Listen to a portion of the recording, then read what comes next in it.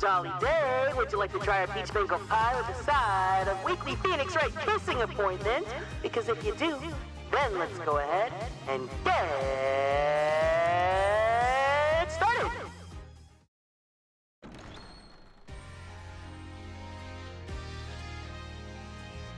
Hi, hey, welcome in everyone.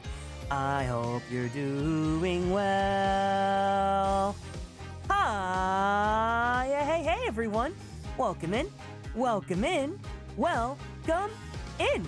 Hope you guys are all doing good today. Thank you guys so much for stopping by. Yasmin, thank you so much for being first. Jenny, hi, hey. Blue Moss, good to see you. Thank you for stopping by. How was your day? My day was pretty good. It was just kind of long, but I mean, I've just been working late this past few weeks. But I mean, I need to, so. I hope you guys are all doing good, though. What'd you guys have for dinner? What did you guys do? Anything fun or exciting? Welcome in, Tsuki. Hope you're doing well. Hola, welcome in, Drago. Hope you're all well. I'm doing pretty good. I just finished eating dinner. And yeah. I was gonna do like a little bit of a Zatsudan at the start of this, but then I was just like, I need to eat dinner. So I went and ate first.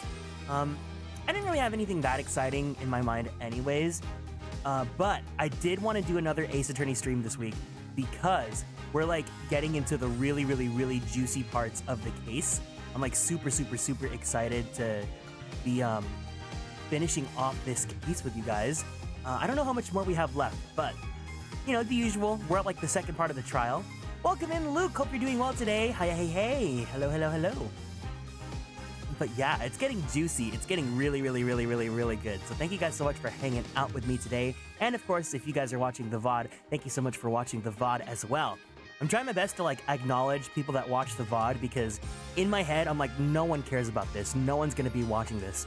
And then I get like a comment on YouTube that's like, hey, like this was really fun. And I was like, thank you so much.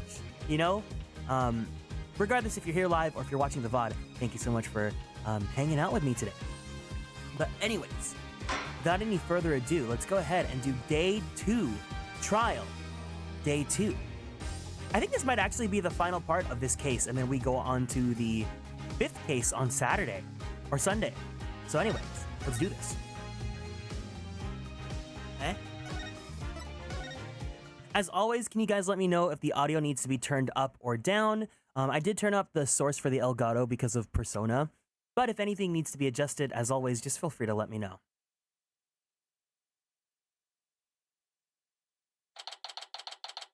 December 20th, 10:15 a.m. District Court, courtroom number 5.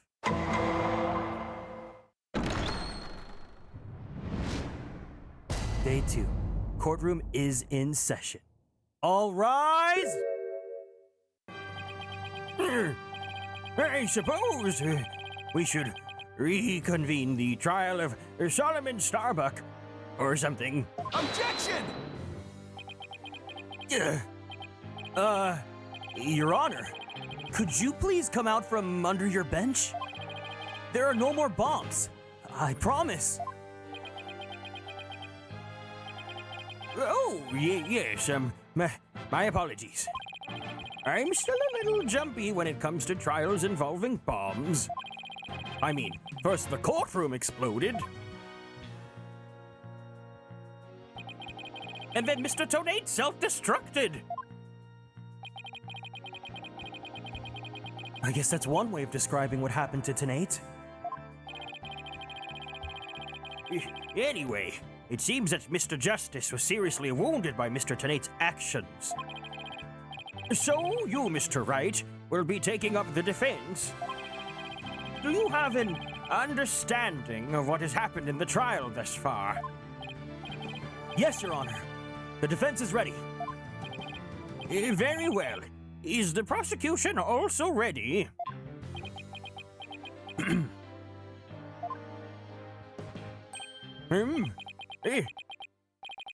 I take it you'd like me to give the opening statement this time? Looks like the judge has become a pretty good mind reader. Well, he's certainly seen more than his fair share of colorful prosecutors. You could say he's something of a veteran of the LGBTQIA community of sorts. Let's see.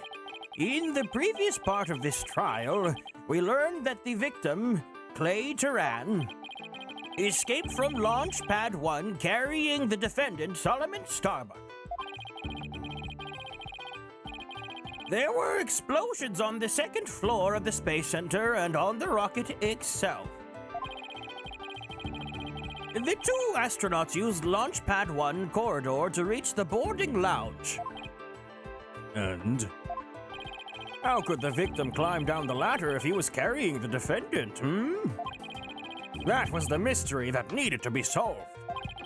But Mr. Justice proved that the victim was killed in those boarding lounge. Prosecutor Blackwell, were you able to discover any new facts related to this point? Upon further investigation, we discovered an oxygen tank fragment in the lounge. Surprisingly, it would appear that Justice Odorokidono's argument was correct. So that means the testimonies of the first two people on the scene are suspect. There were two people who claimed to be first on the scene. But can we truly trust their statements? Let's see. The two people were Detective Candace Arm and Yuri Cosmos, right? You think that one of them might have given a false statement to the police? Yes, it's certainly possible. We might have to do a little more digging. Just as our team was about to cross-examine Detective Arm, the courtroom bombing incident occurred, and the trial was put on hold. That accursed fellow! He killed my witness! He killed Detective Arm! He definitely put the kibosh on anyone asking her about what she saw. Exactly. In other words, the question of who killed the victim in the boarding lounge has once again become the main focus on this trial. Welcome in, Lastiel. Hope you're doing good today.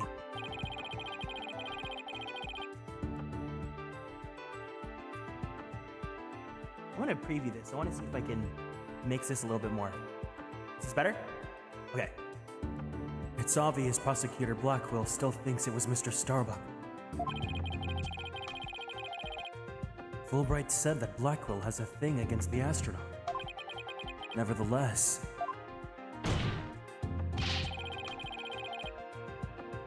the defense argues that there was a third person in the lounge, and that's who killed the victim! Objection! To make such reckless claims in a courtroom takes a bold man, or a stupid one. There was no third party in the boarding lounge. Or have you gone dotty already, old man? Objection! We'll see who's the dotard after I trounce you with my years of experience, little boy. Ooh, Phoenix. Want to call me little boy? In any case, Mr. Starbuck claims he saw someone leaving the lounge. Furthermore, a Space Center employee also saw a suspicious figure at the scene. They saw a third person.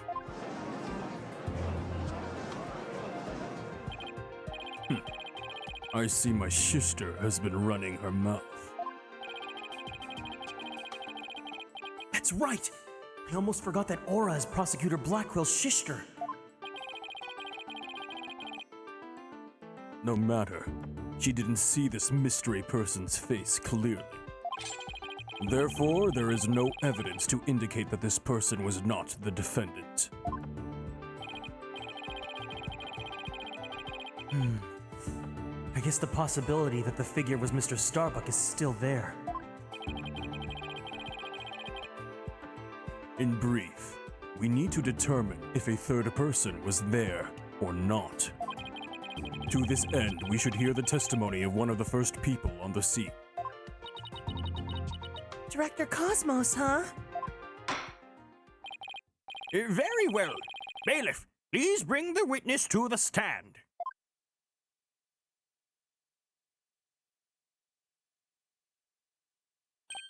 Why, I believe I've seen you before in the newspapers. Of course you have! Of course you have!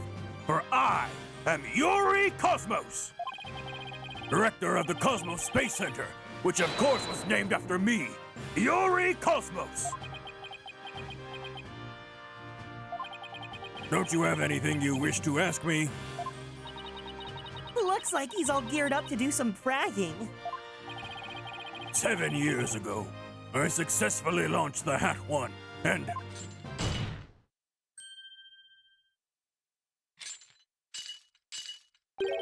everyone already knows how brilliant you are. Even I am trying to hold back my tears at seeing such a great man standing before me. So you could please proceed directly to your important testimony.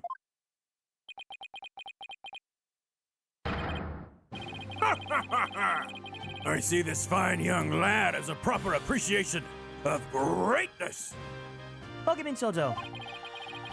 And allow me to begin my epochal testimony that will be recorded in the annals of history. I'm doing pretty good. Hope you're doing well today. And that speech of Prosecutor Blackwell's just now, it sounded more to me like he was poking fun at Director Cosmos.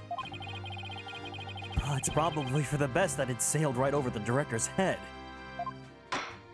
Yeah, take it easy. Now then, Director Cosmos, the condensed version of your illustrious testimony, please.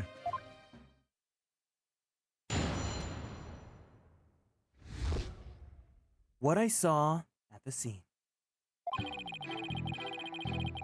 Detective Arm and I rushed towards the boarding lounge together. We went via the control room and peeked in from there to see what was going on inside. We saw a figure standing in the middle of the lounge and Turan lying on the floor. I hate to see it, but I can only imagine the standing figure must have been Starbuck.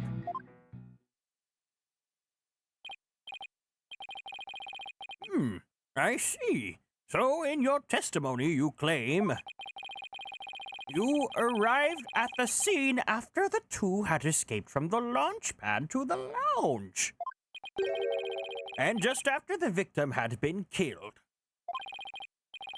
No, the horror, the humanity! But what I said is what I saw, and what I saw is what I said. Courageous action to take in the face of such terrifying explosions, wouldn't you say? To save my men, I went personally into the epicenter of danger, risking my own life for theirs. Ha ha ha ha ha ha! Well, what do you know? Sounds like the director really cares about his men. Yeah. Although it sounds more like he was scared and just had a peek from far away. Is the defense ready to cross-examine the witness? Yes, Your Honor. Director Cosmos' testimony is pretty vague. I'm going to have to press him and draw out more information before I do anything else. Welcome in, Misaki. That's right. It's our weekly Phoenix Wright kissing appointment number 1 because I wanted to do more this week.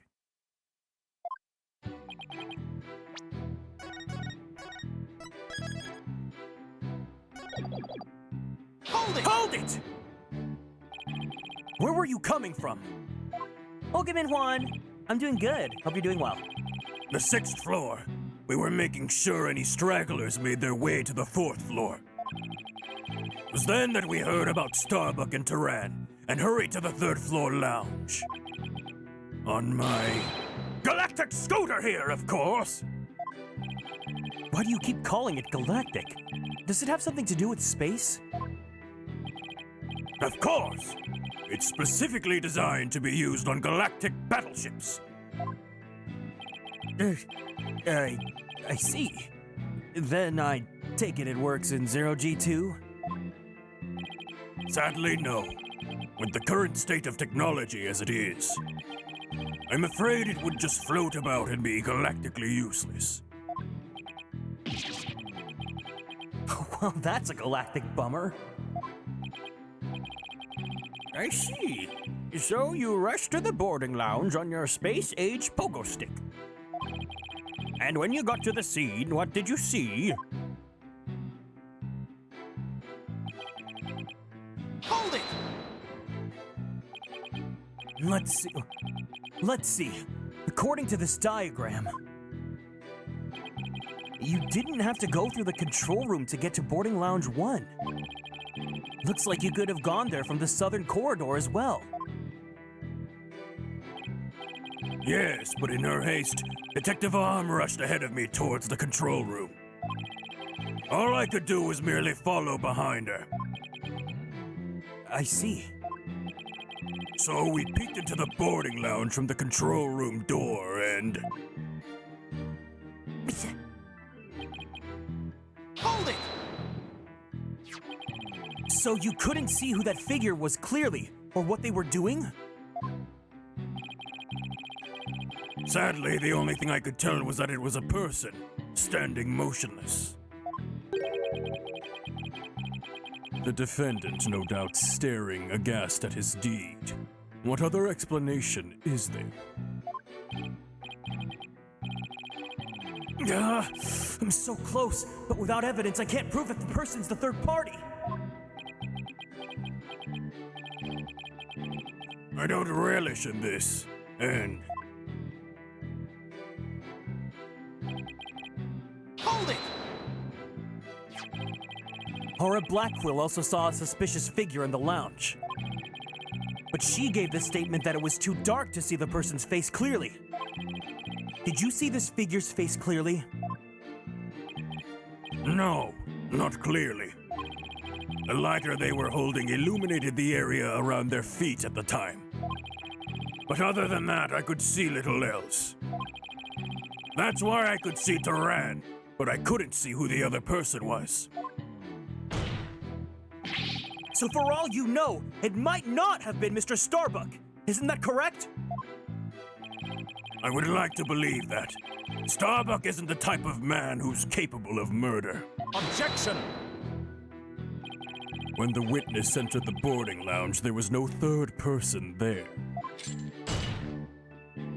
Isn't that correct, Great Space Center Director? Yes, that's right. Only Starbuck and Taran were there by that time. After we peeked in, the lounge suddenly went dark and the figure vanished. You mean they disappeared? That's odd. Blackquill! Twirls hair, kicks feet. Why does this falcon serve harder than Blackquill? Maybe it's because you're not into weeaboos. Objection! The reason the figure appeared to vanish is because it was the defendant. When the witnesses weren't looking, he fell to the floor and feigned unconsciousness. Hold it! Hold on! Director Cosmos, did you ever take your eyes off of the scene? Just for a brief instant. About as long as it takes for a shooting star to go by. If you took your eyes off the scene, then this third person could have escaped during that time! And what escape route could this person have used? The direction opposite to the control room. The southern door to the elevators.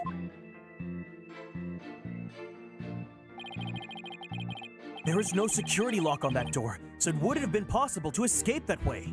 Objection! All things are possible. Naruhodo dono. The real question is, do you have any proof? Well... If we're just talking possibilities, we could each profess whatever we'd like. An inmate who used to be a university professor and lunar researcher used to say that there is a kingdom of little green men who live under the surface of the moon.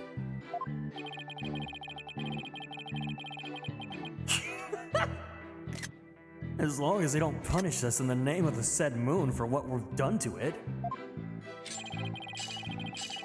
But I say, where's your proof that this quaint kingdom exists? He's calling your theory a work of fiction, boss. And he's right. I don't have any proof yet. Still. Phoenix likes magical girls. I think he and I would get along. The southern door was a possible escape route. I'd better make a mental note of that. Director Cosmos, may I ask you a question? Yes? Why did you look away from the boarding lounge? There's actually another tale of bravery behind the answer to that. It was when Detective Arms saw the figure and raised her gun. Being a great humanitarian and protector of mankind, I tried to stop her. What? You're saying that Detective Arm raised her gun as soon as she saw the figure? I imagine her instincts are as a detective told her they were the killer. I don't know about that. And were you able to prevent Detective Arm from firing her gun? I'm afraid I was too late. I was unable to stop her. She identified herself clearly, and then she fired 2 warning shots at the shadowy figure. This information about Detective Arm's actions sounds critically important. Please add it to your testimony.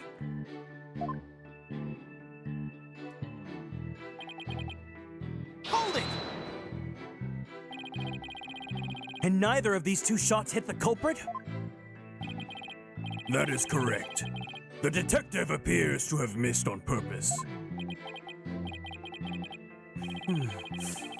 But did she really? There's something about this that bothers me. So, Detective Arm fired 2 warning shots, did she? That's the first time that info's come out. I wonder if I can find any inconsistencies.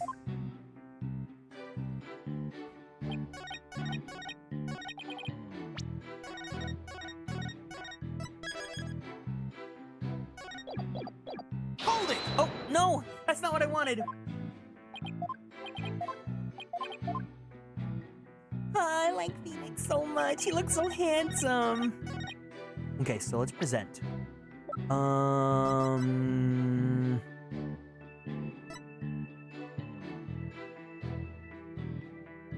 Objection! Objection! Are you sure you weren't really paying attention to what Detective Arm was doing? You doubt my words! Words that will someday be written down in history books! Somehow, I don't think that those exact words will ever be written down in any history books. Mr. Wright, could you please explain yourself so that we all can understand? You say that Detective Arm fired 2 warning shots, and yet only 1 bullet was ever found at the scene. What? Only 1 bullet hole means the gun was only fired once. And yet Director Cosmos is saying Detective Arm fired 2 shots. No editor would allow such a glaring contradiction into a history book. Objection! Unfortunately for you, the witness's words are true. We confirm the 2 shots were fired from Detective Arm's gun. Objection! But there was only 1 bullet hole at the scene! Where did the other bullet hole vanish to? Ah!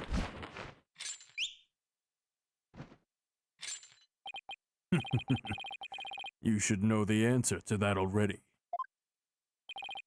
I should? During the previous trial, a certain oxygen tank was presented as evidence. We've already discussed that it was ruptured in the lounge, have we not? Well, it appears that the thing that ruptured it was a bullet. I love that bird. If you guys were to have an animal companion, what kind of animal would it be? Would it be a bird? Would it be like a ferret? Would it be a bear? A bullet that was found near the tank, to be precise. This bullet was fired from a .38 caliber gun, the same caliber as the detective's gun. What?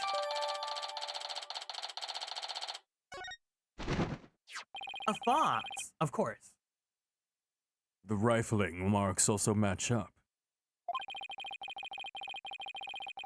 There's no question that the bullet was fired from Detective Arm's gun. Some sort of feline.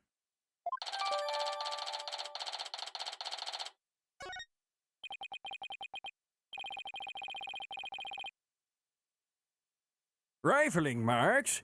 They're like a gun's fingerprints on a bullet, correct? And examining the rifling marks on a bullet can tell us the gun was fired from.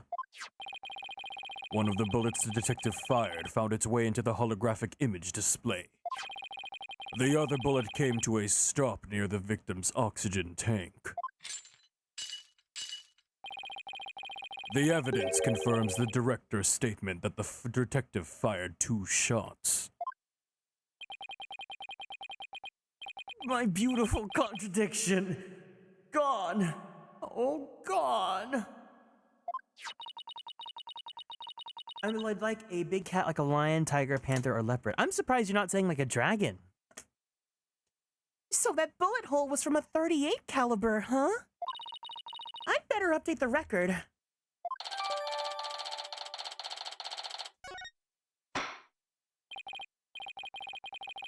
Very good. Now we know the fate of both of the shots Detective Arm fired. Mr. Wright, does that clear up all of your questions? Yeah, any animal's an option. I'm not gonna limit you by the physics of reality.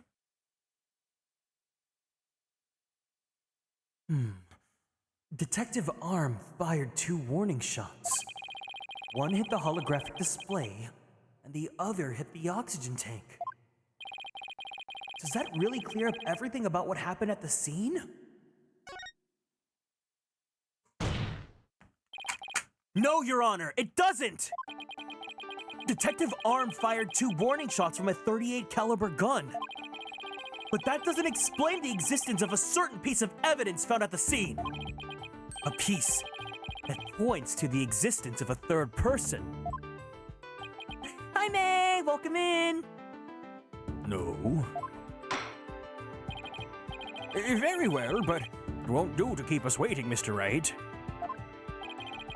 I know, we're going so fast because I'm just enjoying this case so much.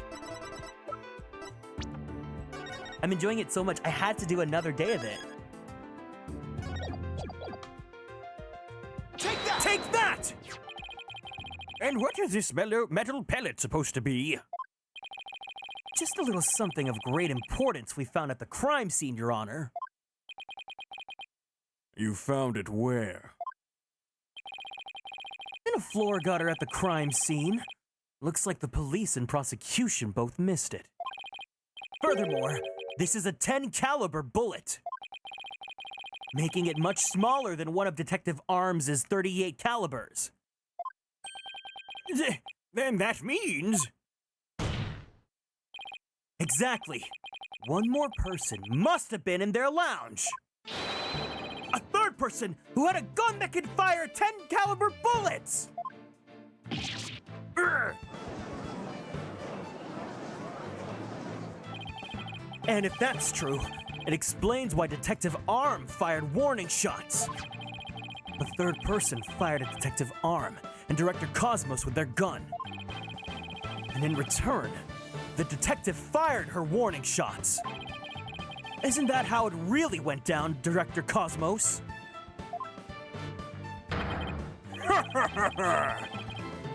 Looks like you've deduced my miraculous tale for survival. Yes, you're absolutely correct. The mystery person fired upon us. What's this now? What?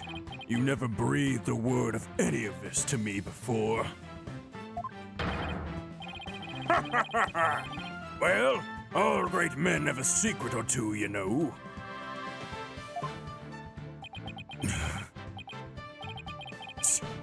Foolish old geezer.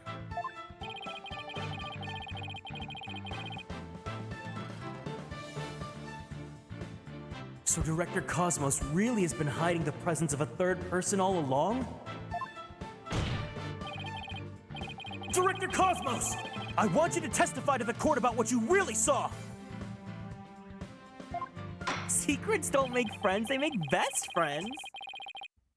You may be a very great man, but in my courtroom you are just another witness. You won't receive special treatment here. Now please, give accurate testimony.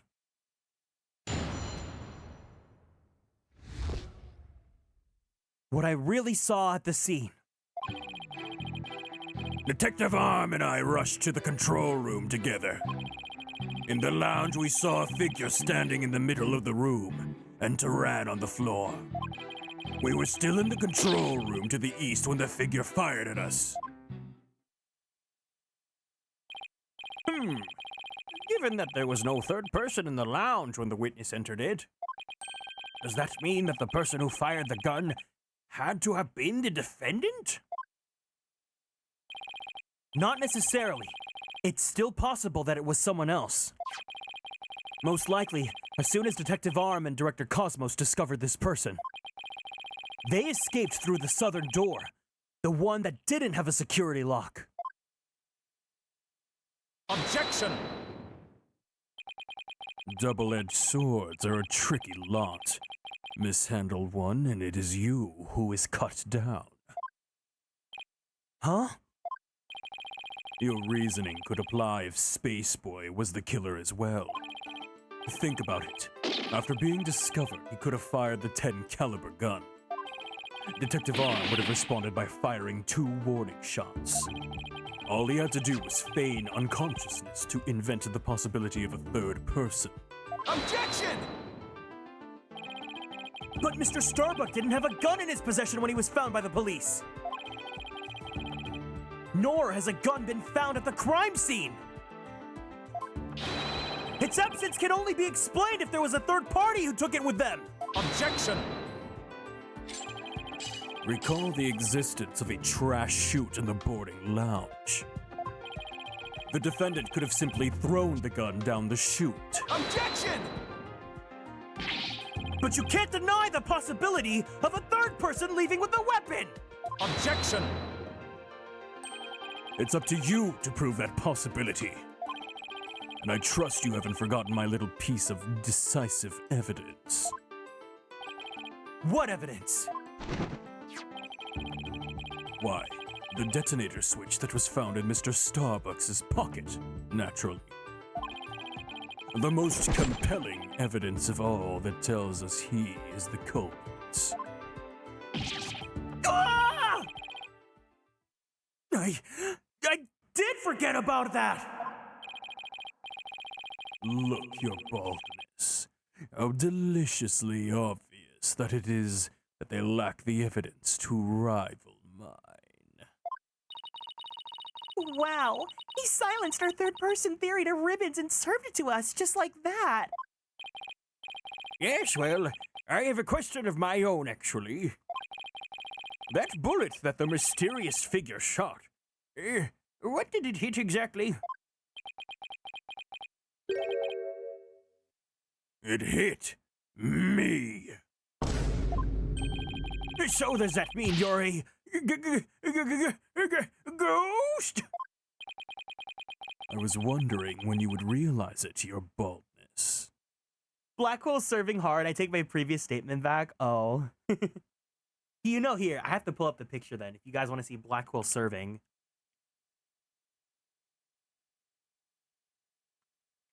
Wait, is it on Mercari? I think it's on Mercari.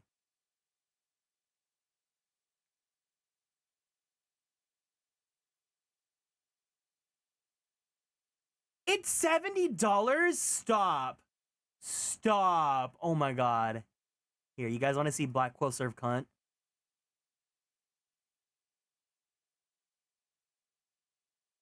Wait, that's not what I... Wait, I want the full picture.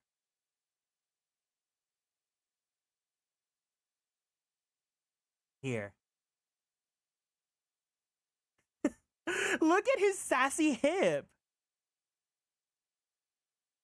There is no way this is going for $70. I mean, of course it would be going for $70, but still. Phoenix is going for 35. Should I just buy it? Gatto's going for 25. This pose is so... It's cunty! He's serving cunt. Be real, be for real, for real. Let me see if it's on eBay. It's going for $96 on eBay. Damn, this one's so popular because the pose is so, like, everyone's been memeing this pose.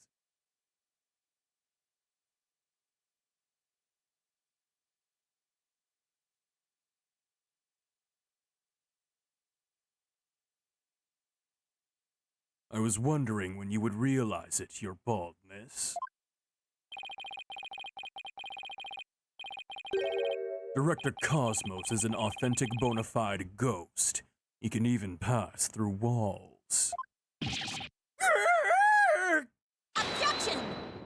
Prosecutor Blackquill, shame on you for teasing the nice old gentleman! Your baldness, it was all in jest. Please show yourself again. Are you sure? In that case, how did you manage to survive being shot, Director Cosmos? I'm glad you asked. It was a miracle! A miracle befitting a great, history-making figure such as myself. The bullet hit my glorious Medal of Honor, whereby it ricocheted, thus saving my life. What?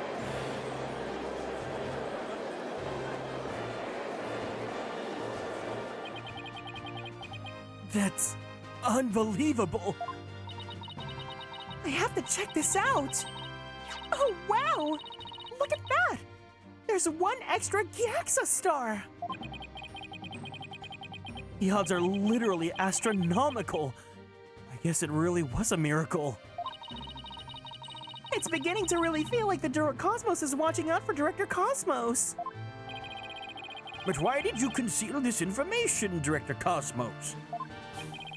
A great man such as myself has to hide things on occasion, no matter how much it hurts. Is this the Gendo Ikari pose? Is that the guy from Evangelion? It is the plight of the truly great. It may be hard for this generation to understand. I don't know. It sounds kind of fishy to me. What else is he hiding? Let's just cross-examine him and see if we can find out. Now then, Mr. Wright, your cross-examination, please.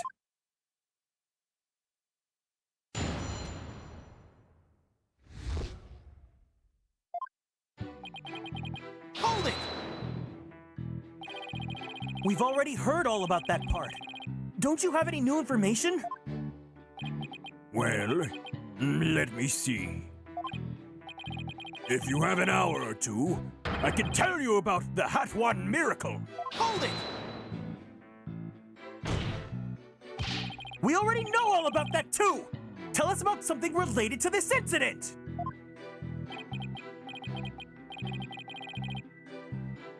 I see. You want to know about incidents? Well then, let me tell you about the many incidents that made me the man that I am today. Yes, if you have the time, I will tell you all about the upbringing of this great man. Hold it! You've told us all about that already as well! What we need is your testimony! Did I really already tell you all about my upbringing? I don't recall doing so.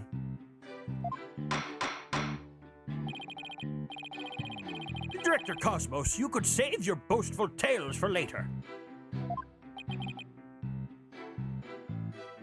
If I must.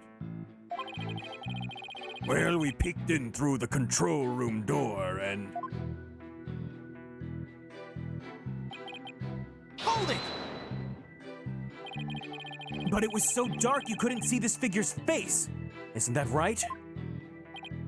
Yes, the room was as deep and dark as outer space itself. Speaking of outer space, during the Hat One launch 7 years ago, if it's about that Hat One miracle again, you can sod off and tell it to a stray mutt. Ha ha ha ha! Excellent idea! No reason why the animal world shouldn't hear of my greatness. And so they shall. But first, your testimony. What happened next?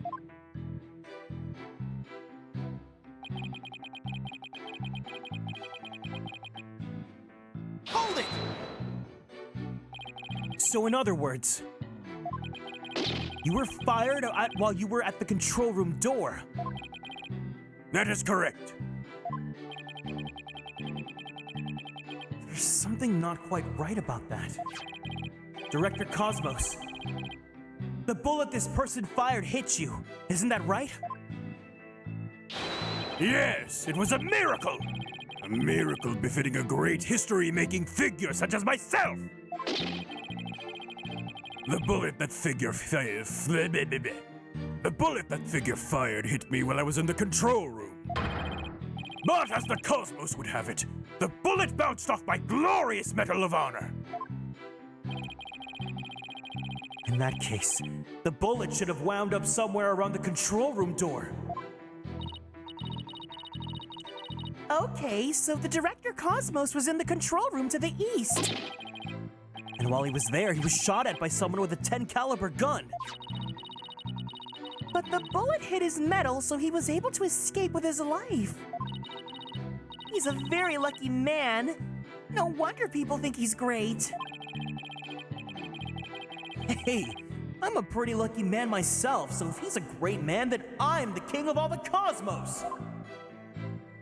You are the king of my cosmos, Phoenix.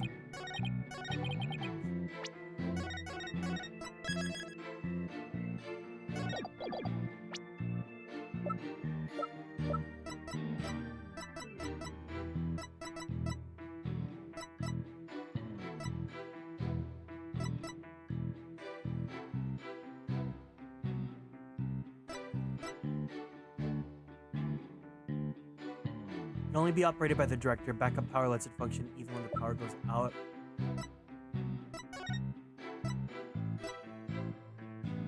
Huh.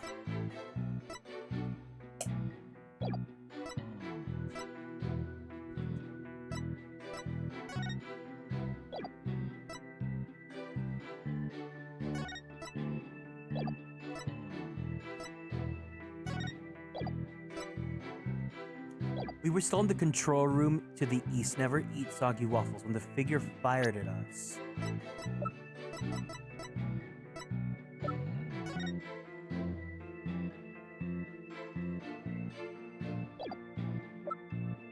But then, if this fired and the board, wouldn't this have still...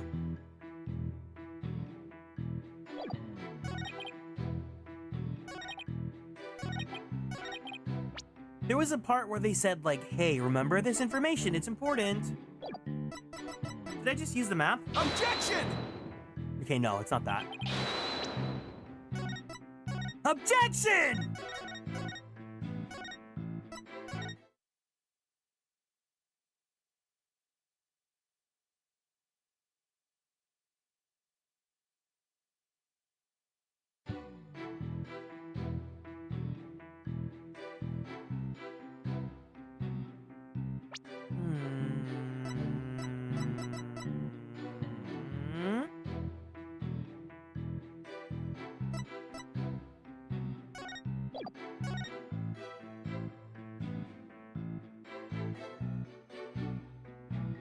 Was it this? It was the tank? Objection! No.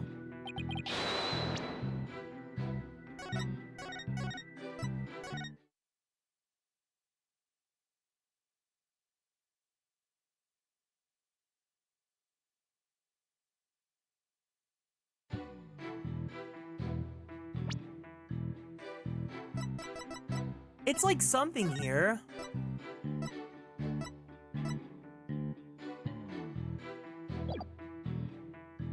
Launchpad 1 locked door, control room locked door. Objection! Now just crap shooting.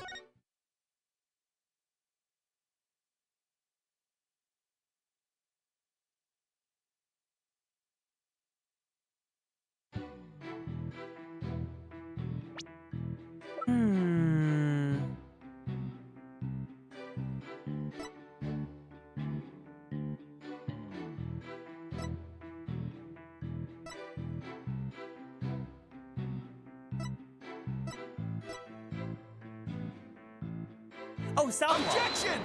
Duh. Director Cosmos, I believe you're telling a great court I believe you are telling this great court a glorious lie! A great man like me.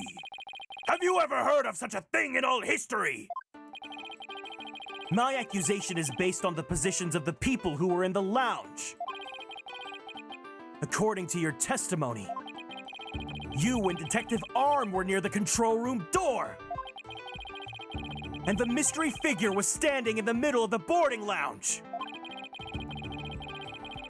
If, as you say, the figure fired a gun at you from this position, then the bullet would have traveled in this direction. However, we found the 10 caliber bullet here. Oh! This trajectory and where the bullet was actually found contradict each other.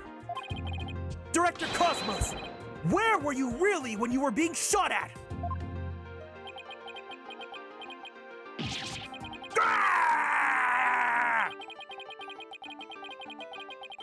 Ladies and gentlemen, I present to you the human merry-go-round. Objection!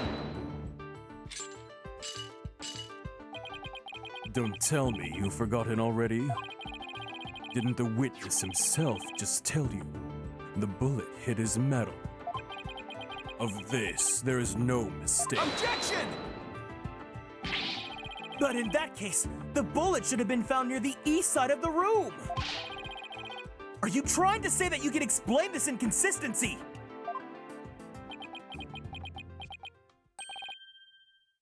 Of course. I didn't think so. What? Oh, great Director Cosmos. Yes? Is there something you'd like me to expound upon? You were not, in fact, in the control room to the east, were you? You were looking into the lounge from the door to the south. Is that not right?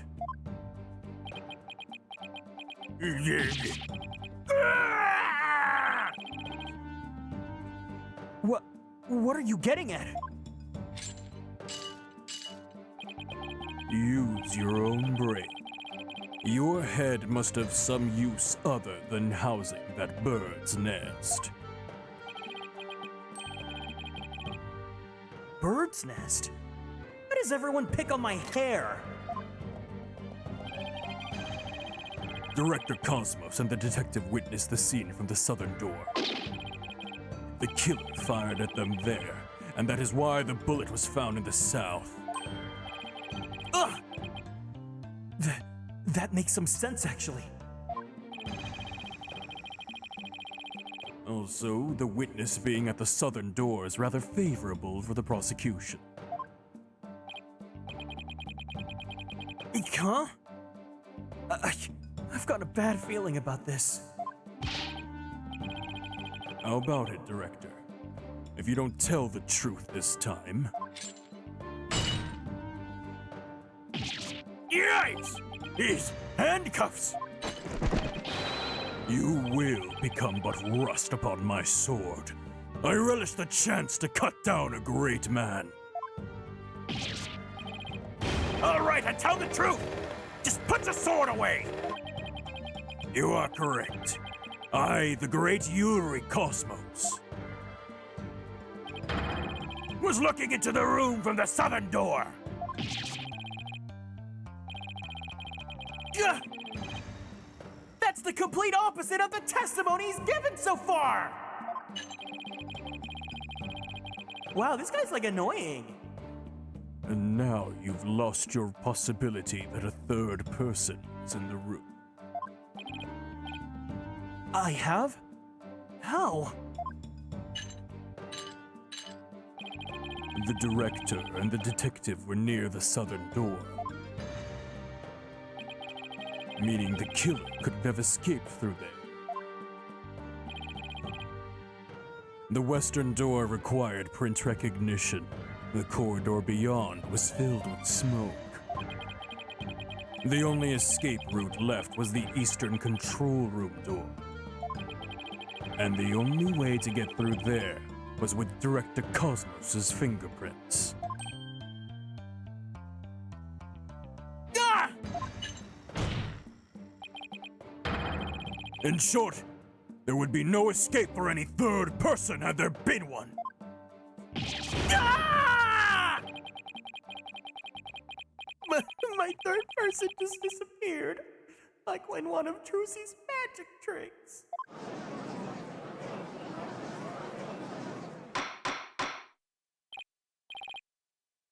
Order!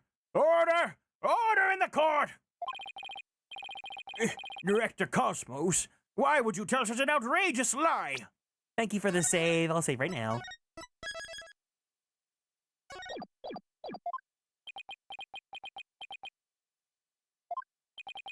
You were covering for the defendant. Isn't that right? Yes.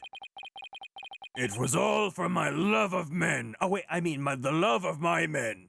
If I said I was in the Eastern Control Room, it would mean the culprit could have escaped through the southern door.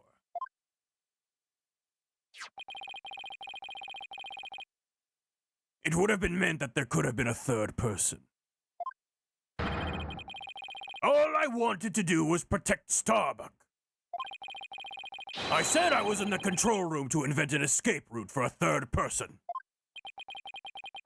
What a convoluted lie. Was he really covering for the defendant?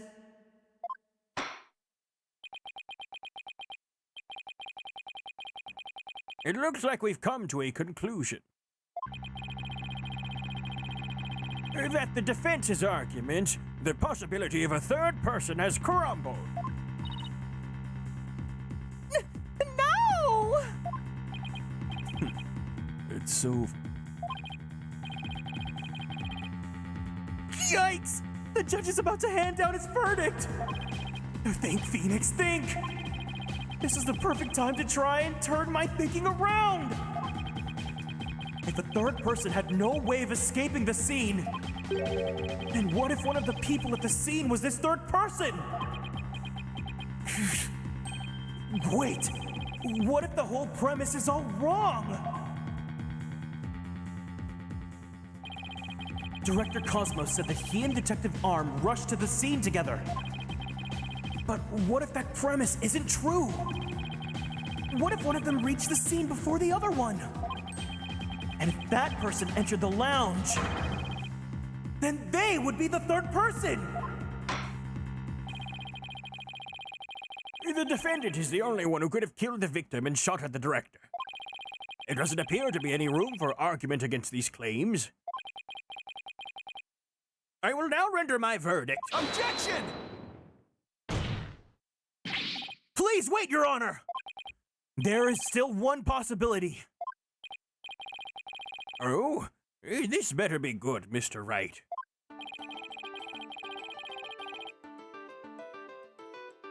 There is one and only one person who could have escaped from the scene.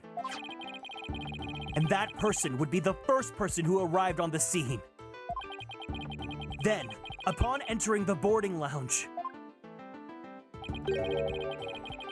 the second person to arrive came via the southern door. That's why the first person fled from the room, using an escape route that was accessible only to them. Very well. Let's hear more about this theory. Who is this one person who could have escaped from the boarding lounge?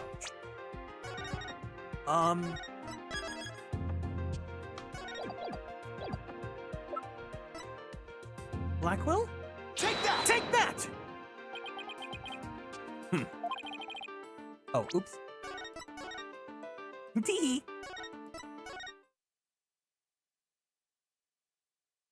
Listen, I'm not on my A game right now. It's okay.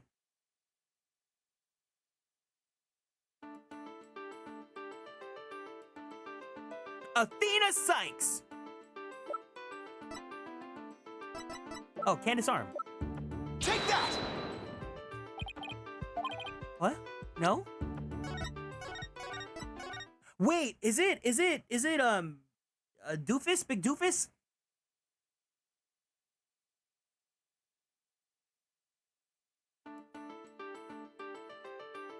Is it Big Doofus? Take that! No, okay. I was like, what? You gotta remember the past cross-examinations? That's asking a lot out of me. Asking me to remember things?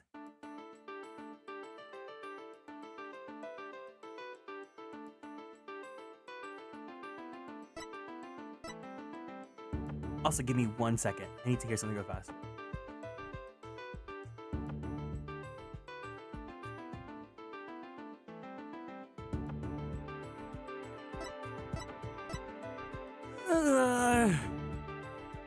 My brain. My brain.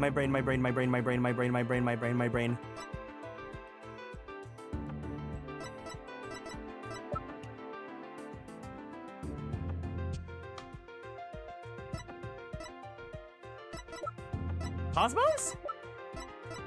Take that! What? But that's... Mr. Wright, what are you claiming here? Of all the people who were at the scene, only the witness could have escaped. The director is the only one with the authority to open the control room door after all. But that means... Exactly. The true identity of the third person is our current witness! Director Yuri Cosmos! Oh, give me 1 second. I gotta quickly I'm not gonna pull BRB screen. I just gotta mute really fast.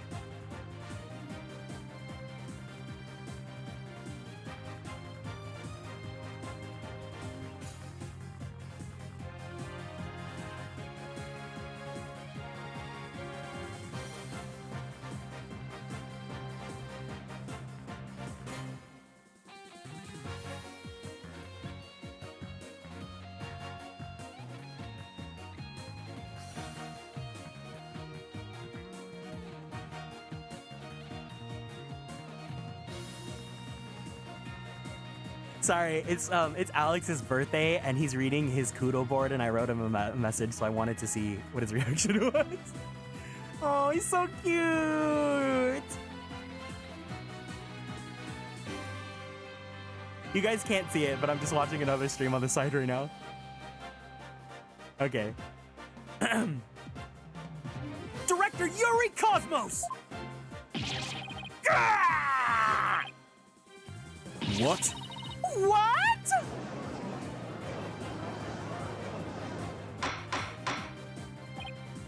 Order!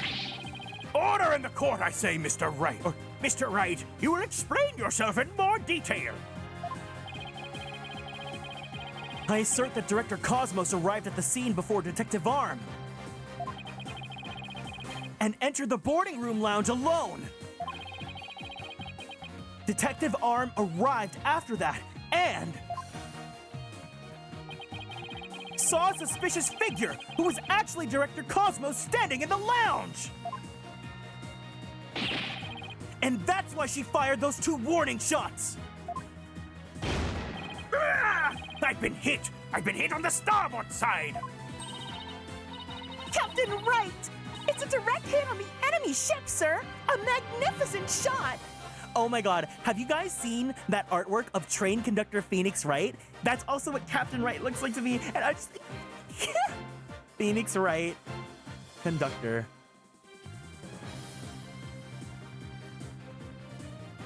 Oh yes. Oh my god. This man makes me so crazy. I'm so in love. Here. You guys gotta see it.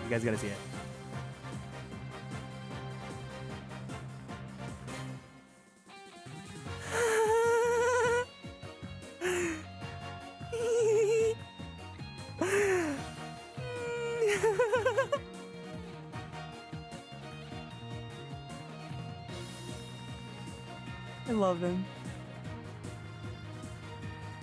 Captain Wright, it's a direct hit on the enemy ship, sir. A magnificent shot. Warning shots fired from the enemy ship. Prepare to intercept. Cosmos, you have told a lie in this court once again.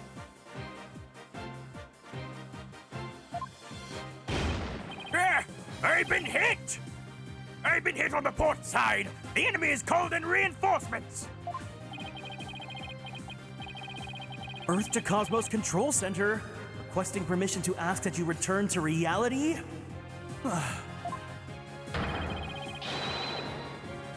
But my ship will not go down to anything unless then that the less than the ultimate weapon of evidence.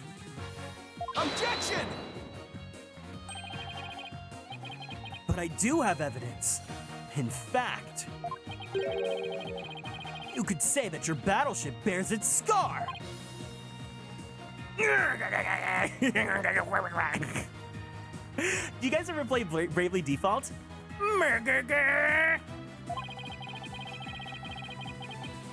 If Director Cosmos is the third person or a Blackwell saw, this third person fired at Detective Arm and Director Cosmos with their gun.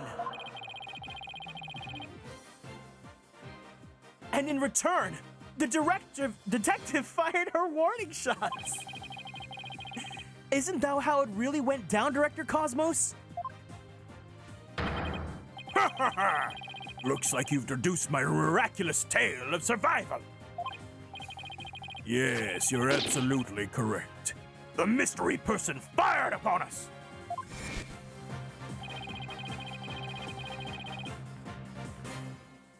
Director Cosmos must have been the one who fired the 10 caliber gun.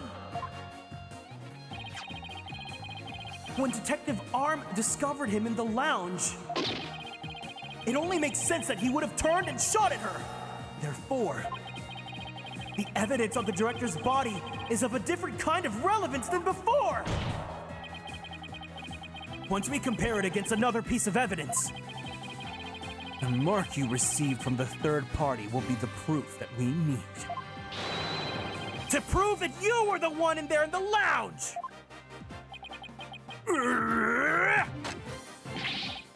Brace for further impact! Comparison against this piece of evidence will prove that you were the one in the lounge! The bullet, right? Bullet? Take that!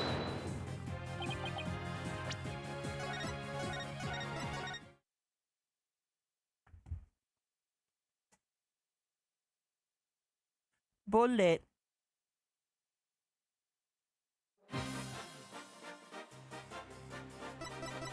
Take that!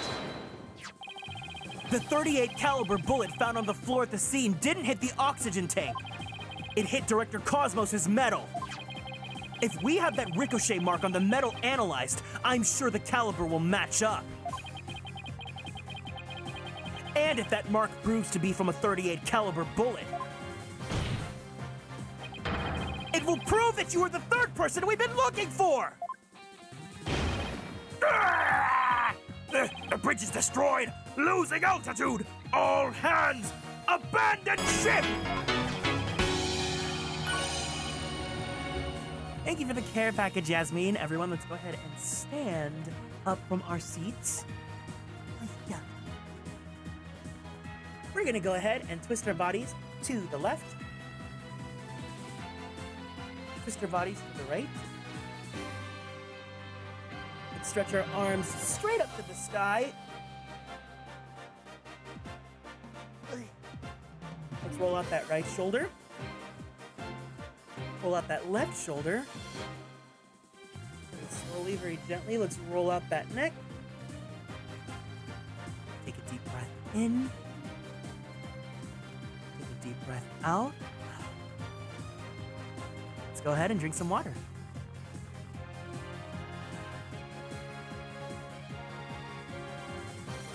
Thank you for taking care of me. He's in Spain without the He's in Spain? That was a good one. Welcome in, Internet. If that's true, then what about the bullet that hit the oxygen tank? It was the 10 caliber bullet. In other words, it was the bullet fired by Yuri Cosmos. Isn't that right, Director? No! No! You've got it all wrong! What? The engines have started again. It's a miracle! I'm not going down yet!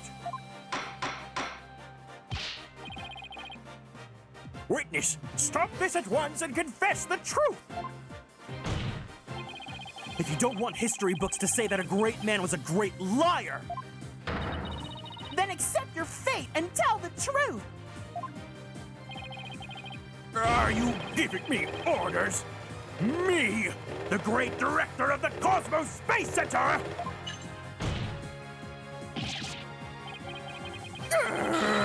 But the cosmos revolves around me!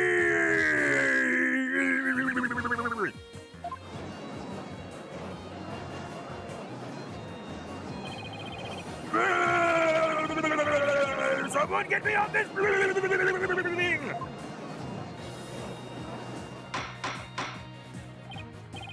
Order! Order in the court! And will someone please stop the witness from spinning? Yeah, he's doing that.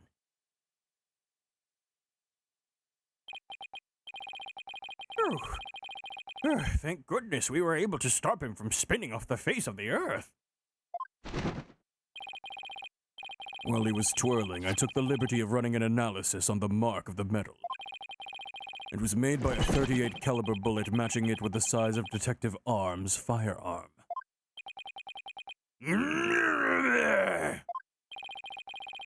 Are you ready to confess the truth, witness? No! You've got it all wrong! This is just a misunderstanding! Is he gonna start piling on more lies? it looks like it. And no matter how many lies he tells, I'll just expose them one by one. I'll make that big liar tell the truth.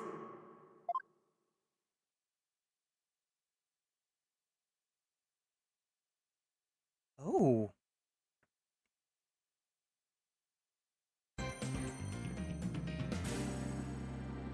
Well, we're like only barely an hour in, so we can keep on going.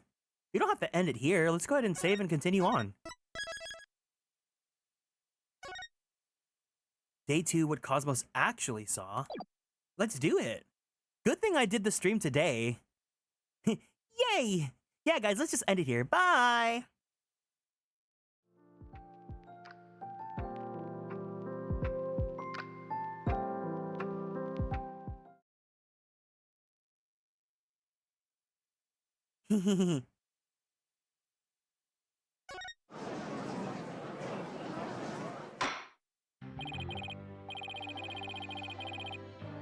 I wonder why they added that intermission there. It's like, is this gonna be a long one?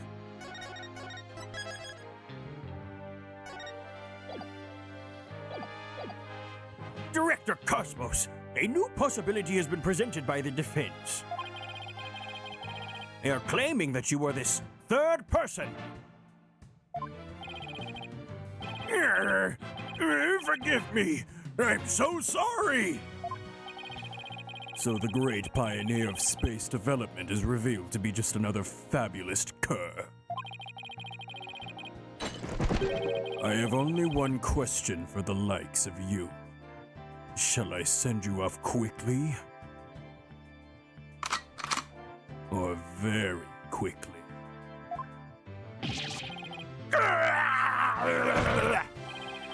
The evidence doesn't lie, Director Cosmos, so don't try to tuck your way out of this!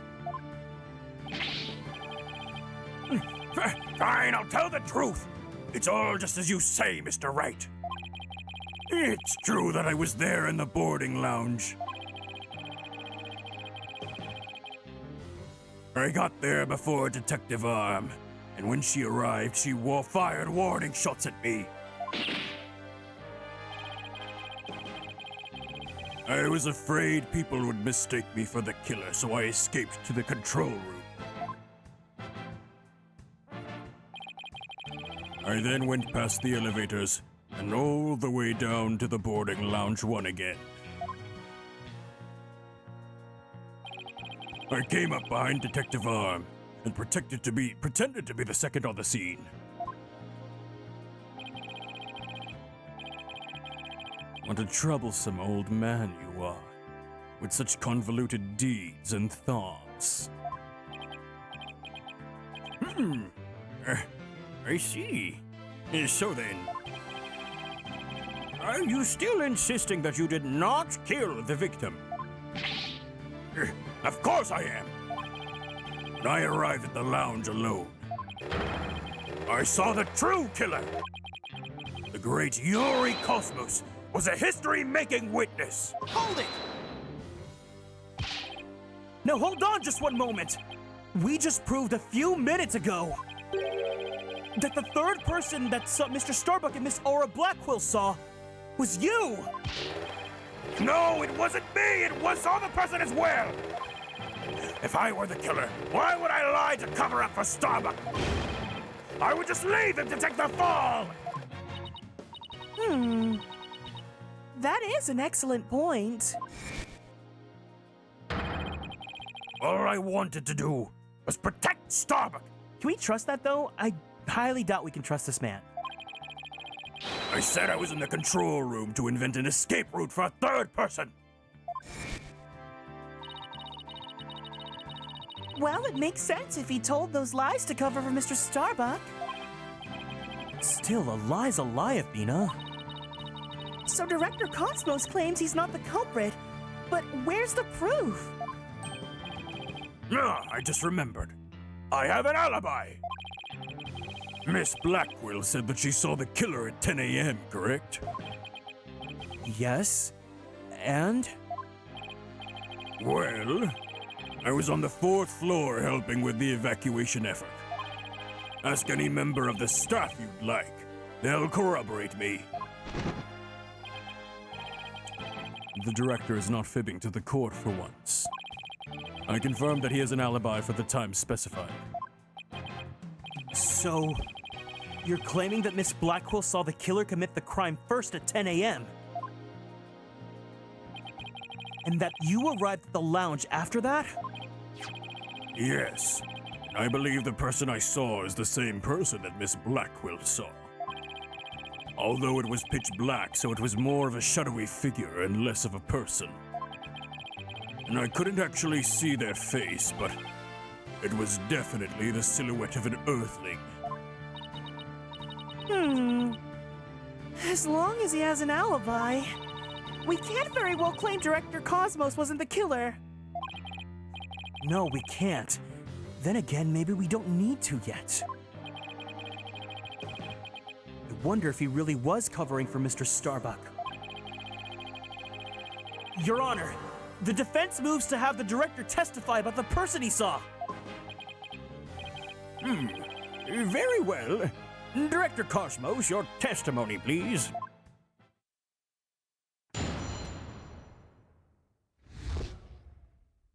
What I really witnessed. What I really perceived. What I really contrived. Like, this guy is so annoying!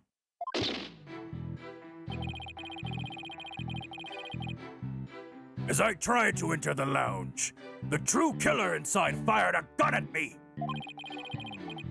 I hid to avoid getting shot. But when I tried to get another look, they had vanished into thin air!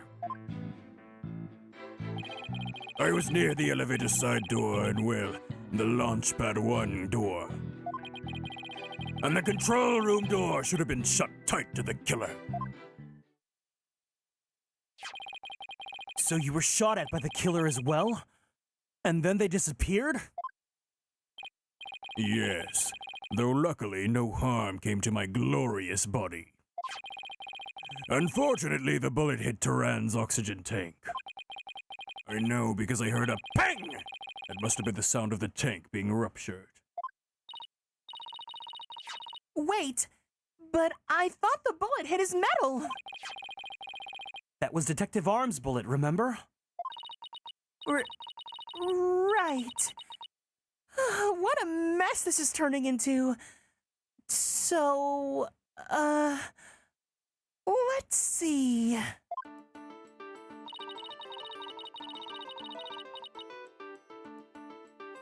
Director Cosmos is claiming that when he found Mr. Turan and his killer,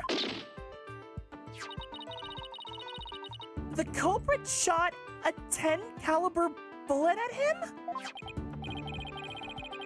Right, but it actually hit Mr. Turan's oxygen tank and ruptured it.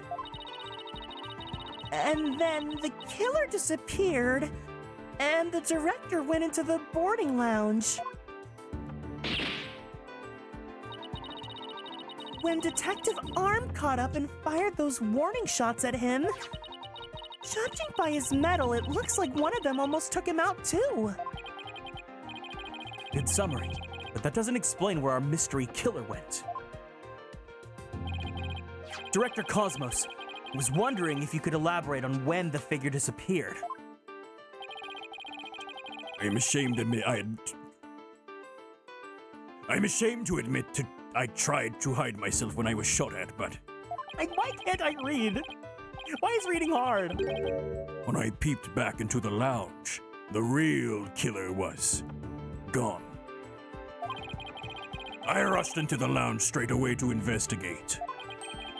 But what I found was Turan with a knife in his chest and Starbuck out cold on the floor.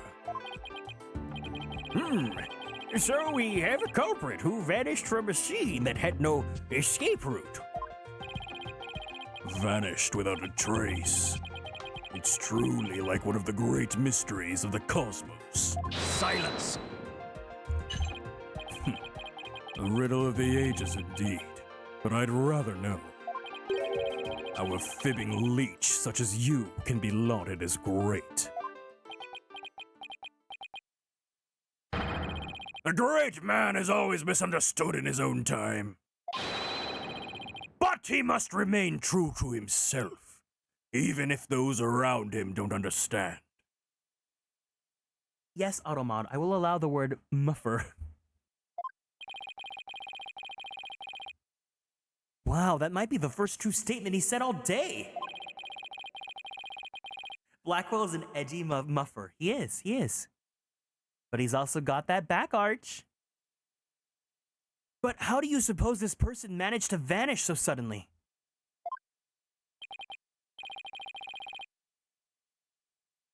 Simple.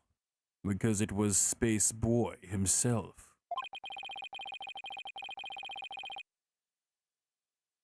I have a knack for sending messages that make Automod mad and moderators confused about Automod. But when he was spotted by the director and Aura, he quickly feigned unconsciousness. That would certainly take all the mystery out of the idea of a vanishing culprit. I want to raise an objection, but I don't have any counter evidence. Director Cosmos, when you saw this person, did you also see Mr. Starbuck on the floor? No, because it was as dark as a black hole in there. I didn't see Starbuck until the other person vanished and I entered the room.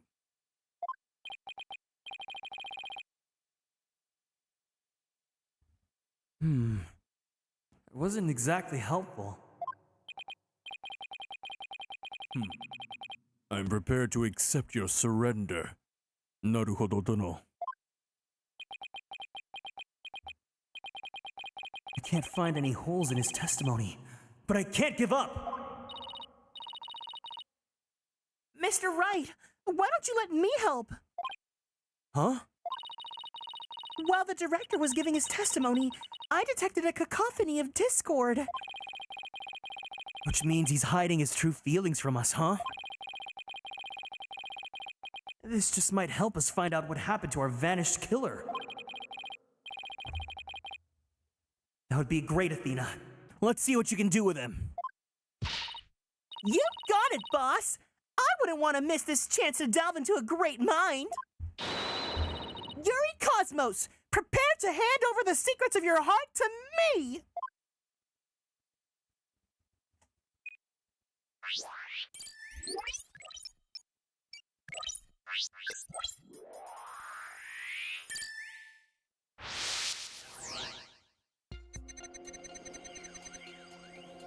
As I tried to enter the lounge, the true killer inside fired a gun at me. I hid to avoid getting shot. But when I tried to get another look, they had vanished into thin air. I was near the elevator-sized door. And well, the launch pad 1 door. And the control room door should have been shut tight to the killer.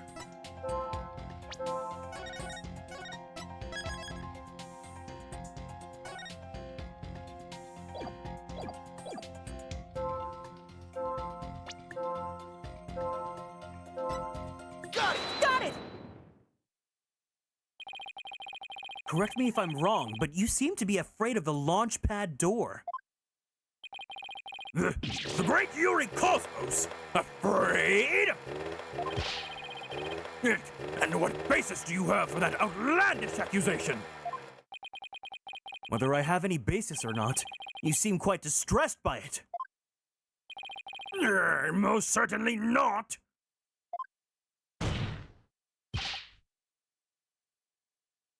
Director Cosmos! There's something about that launch pad door you're not telling us, is there?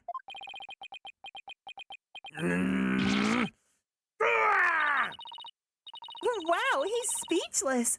It looks like you hit the nail on the head, boss. It's working, boss. One more punch and it'll be a knockout. There seems to be one more emotion that's at odds with his testimony. Go get him! Okay, back in the Matrix it is. Time to pinpoint our way to victory.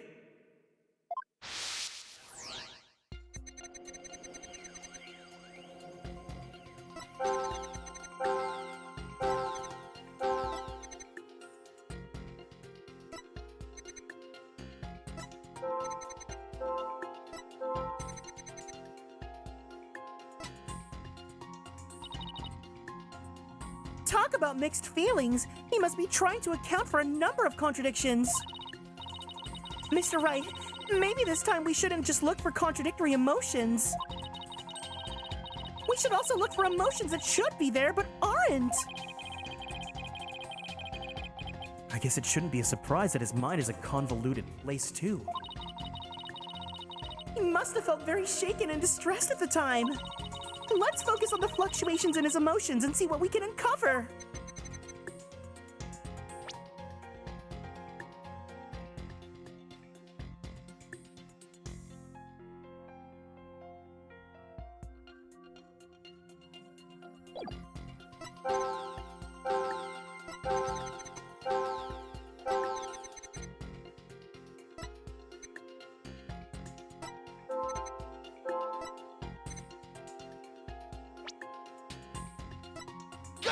Got it! No? When we view your emotions alongside your testimony, we find the unexpected emotion. Wait a minute. There really isn't anything strange here. I don't know, but I think maybe we made a mistake, Mr. Wright. I think maybe you're right. Let's take another look. We'll give in a little bit more.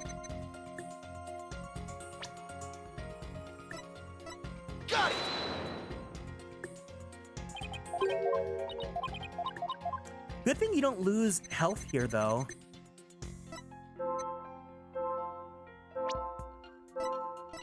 Got it!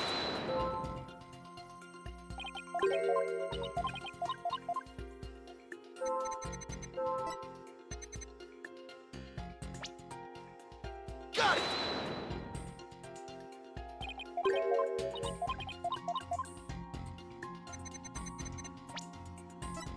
Got it!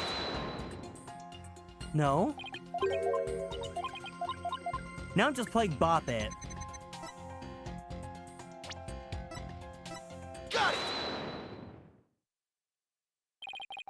He must have thought it was very strange that the killer vanished into thin air. I did. That kind of thing just doesn't happen usually.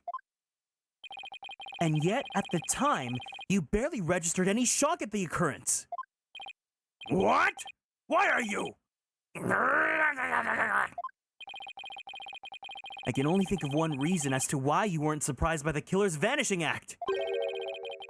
You must have had a good idea of where they went. Isn't that right? What? No, of course not. That's preposterous. Only I can enter the control room. And the area beyond the launch pad door was filled with smoke, making it impossible. As for the southern door, I was standing right there. So there was nowhere for the killer to... No, the trash chute, the trash chute. Maybe, or maybe not. You went into the room to check on Mr. Starbuck and Mr. Turan, yes? What if the culprit took that opportunity to silently slip out through the southern door? I highly doubt it. As you recall, right after I entered the lounge, Detective Arm came rushing towards it herself via the southern hallway. Anyone trying to escape through there would have been caught by her. And yet the director wasn't surprised the killer vanished. So you're absolutely sure there was no escape route for the culprit to use? I'll just input those 2 pieces of data and... Yes! Just what I wanted to see! Presto changeo! Less Discord! It looks like we're on the right track. Thanks, Athena. Now to make sense of what we learned. Director Cosmos wasn't surprised that the culprit suddenly vanished from the lounge. Which points to the possibility that he knew where the killer had escaped to. Furthermore, talking about the door to the launch pad made him uneasy. In other words, he's probably hiding something about the launch pad 1 door. When we put these 2 pieces together, only one solution to this puzzle comes to mind!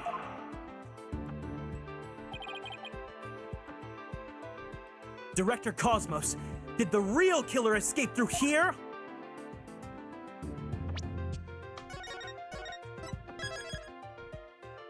This is where the trash is, right? Take that! The culprit escaped through there? That's right. There's actually a secret corridor hidden there. Ooh.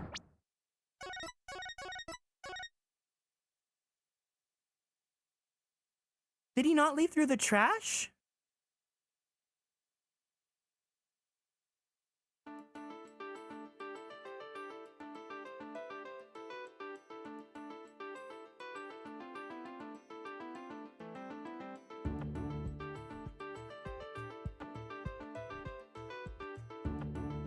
Take that! The culprit went through the launch pad 1 door to escape, didn't they? Yes, I mean... No! Disaster to starboard! We're starting to crash into an asteroid! Sometimes I'm just like, it's not the obvious answer, is it? And then it is the obvious answer, and then I just feel stupid. Master tactician, you are not. But the area beyond that door was filled with smoke, wasn't it? True, But this is still the only logical answer there is. Occam's razor strikes again? Wait, what?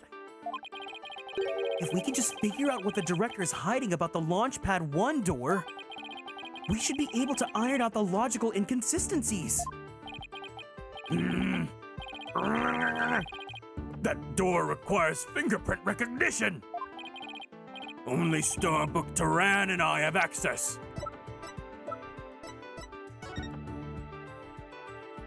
Print recognition attempts are recorded via security camera. Starbucks prints were found on the scanner screen after the incident. Oh no, it is the trash. I was right. I don't see how the killer could have opened that security lock. Do you? That's an easy one. The killer was right there in the boarding lounge, meaning there's a way he could have easily gotten past that security lock. Come to think of it, we did examine the prints on the fingerprint recognition device.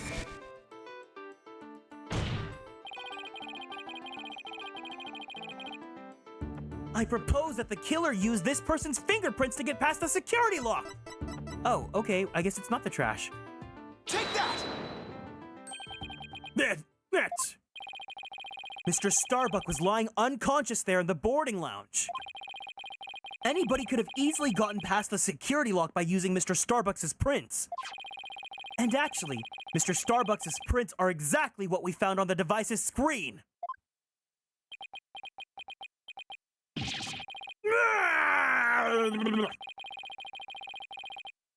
It looks like he does have something to hide about the Launchpad 1 door.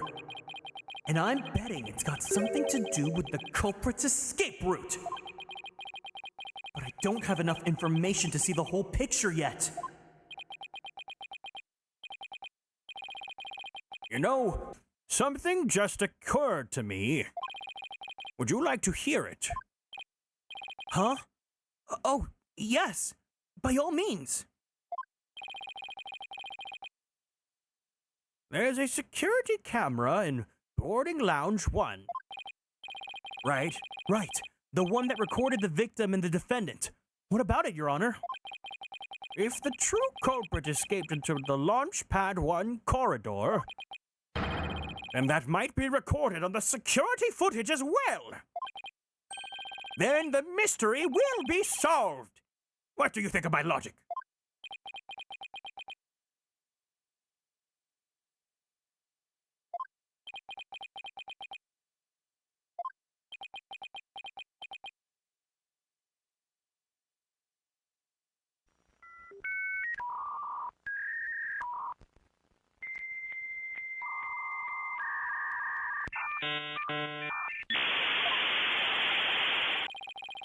I hope you don't strain your faculties too much for that, your baldness.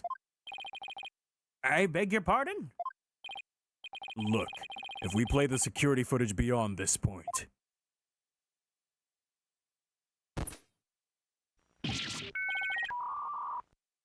Oh my! The footage cuts off! The camera was running on backup power, but apparently the power cables were damaged. Most likely by the after effects of the explosion. There's no footage after this, be it of criminals or space aliens.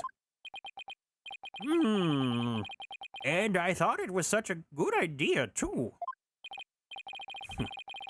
Just because your grandchild is watching from the gallery. It doesn't mean you should try to show off too much. Grandpa baldness. Prosecutor Blackquill, how did you know about my grandchild? I think his grandchild just learned a little about the harshness of the adult world.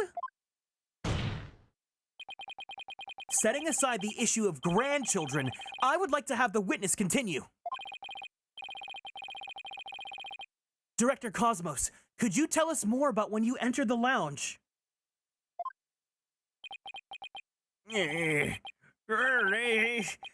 If I must.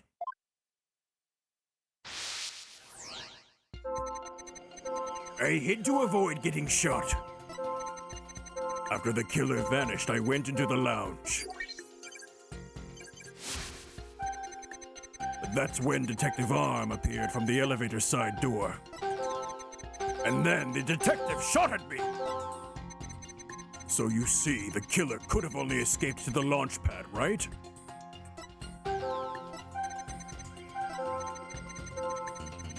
The judge coming up with logic? Who is that? We want our cute, clueless Judgy-chan back. Welcome in, Juma.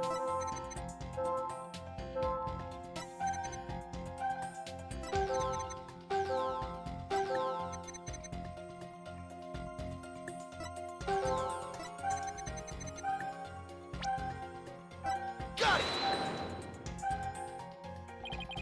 When we... No.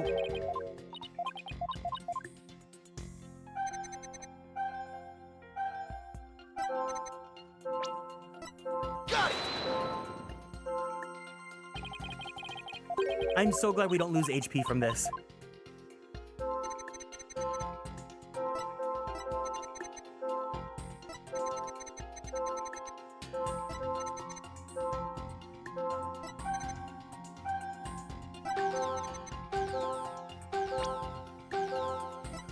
Got it! I mean, anger is very expected, but I just want to make sure. Got it!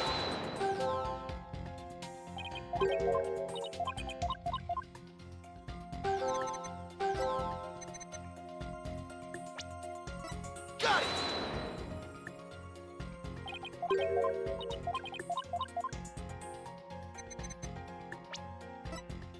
Got it!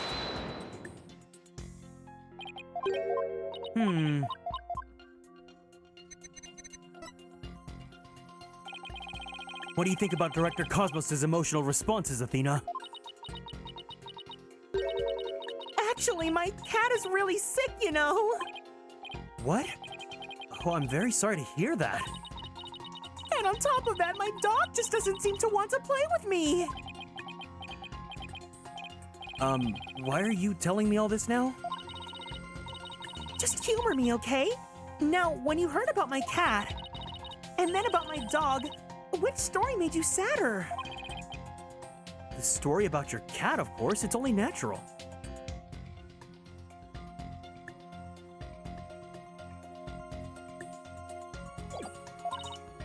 Exactly. That would be the natural reaction. But then there's nothing natural about this director's reactions. I think how each individual reaction changes across the whole testimony will be the key. Sounds unnaturally complicated. But that somehow doesn't surprise me.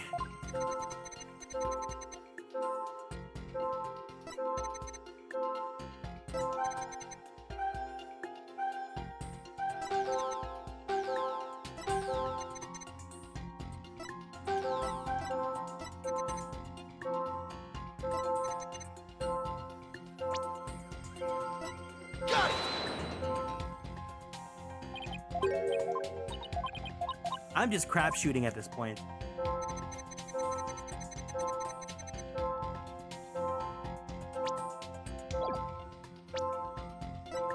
Got it!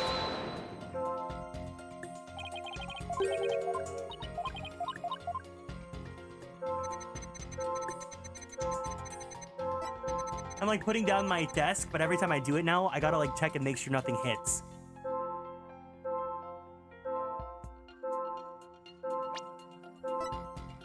Got it!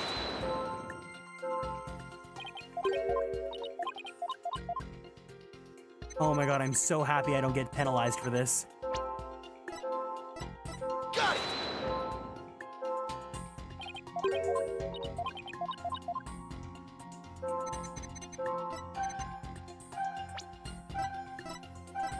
Got it! Director Cosmos, why were you so surprised when the detective arm found you? And again when she fired? Isn't that a bit unnatural?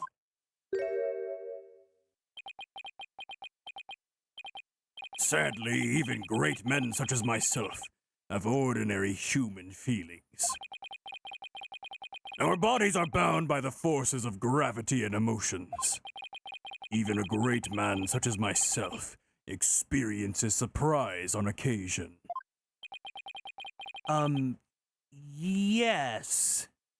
I'm sure you do. But my real point is not the fact that you were surprised, but rather what you were surprised by. Pardon me?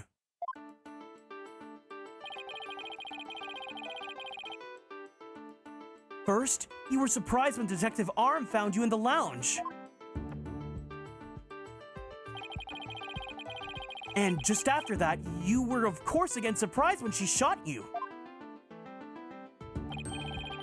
But considering what you were surprised about, a strange phenomenon occurs here. Director Cosmos, what is strange about your surprise reaction is the fact that you were...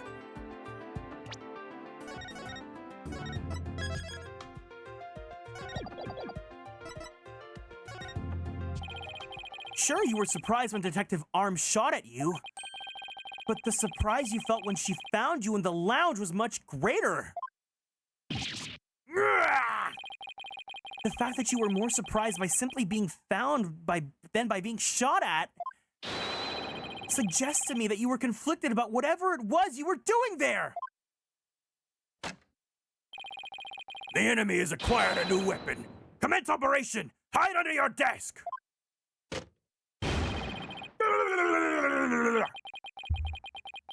Please tell me I finally sunk his battleship. Boss, I'm getting less Discord now.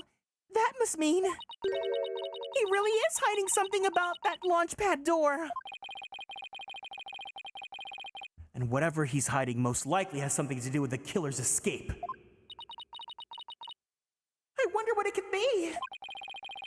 If he was doing something suspicious around that door, maybe we can spot some change between before he came to the room and after.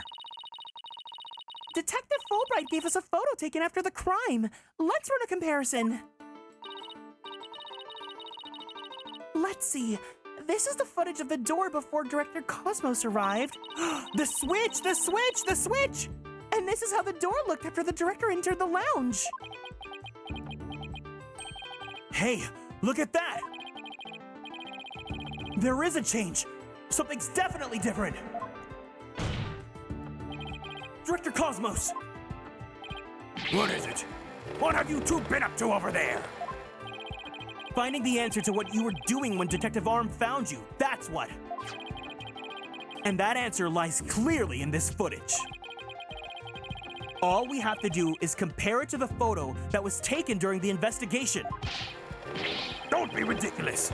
If you really do have an answer, you'd have pointed it out already. Oh, he's asking for it. This is what changed directly after the incident. I'm not even gonna save my game. Take that! Take that! The answer is this knob. That's... Your Honor, please take a look at this footage. Let's see.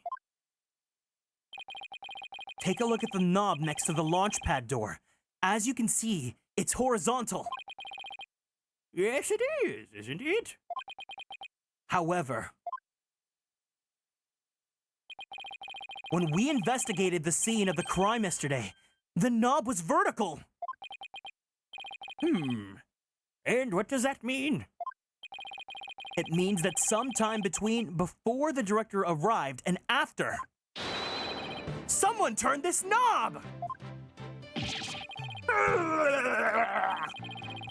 After the scene was discovered, you were the only one who could have turned the knob. Come on now, Director Cosmos! Let's hear what you have to say! What were you trying to do by turning that knob by the door?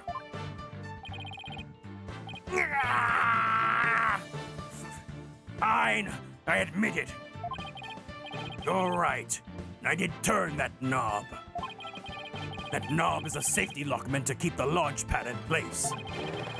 I was afraid there'd be more explosions. So I wanted to move the launch pad away. You wanted to do what? Hey, didn't Ponko tell us something about how they prepare for launch? She said that once the launch pads are fully assembled, it's moved to the launch site.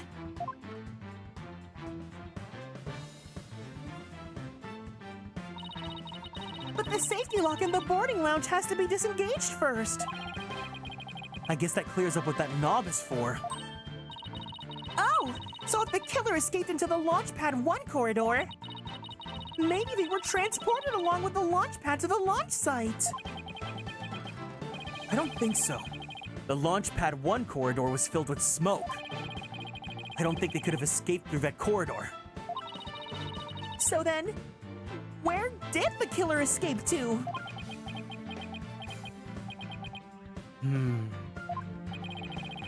I guess there are still some things we have to uncover. Director Cosmos, I request that you tell us about moving the launch pad in more detail.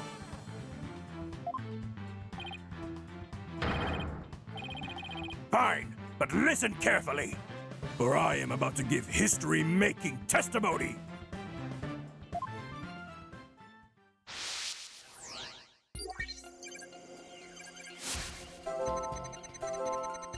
I had no choice but to disengage the safety lock. I feared there might be more explosions. So I had to cut the launch pad loose.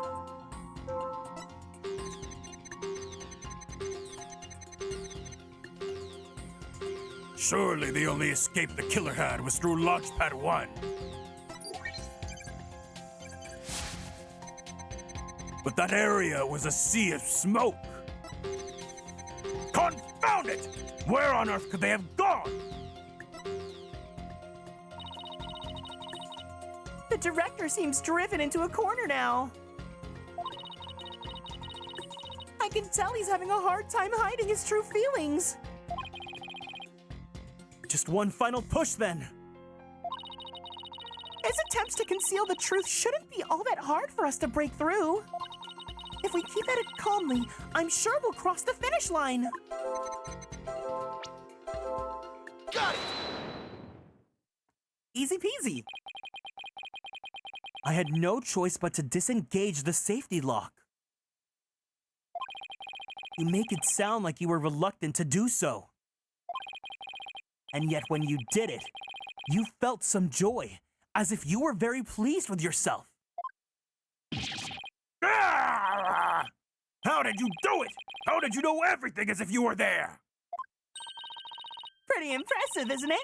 This is the power of analytical psychology.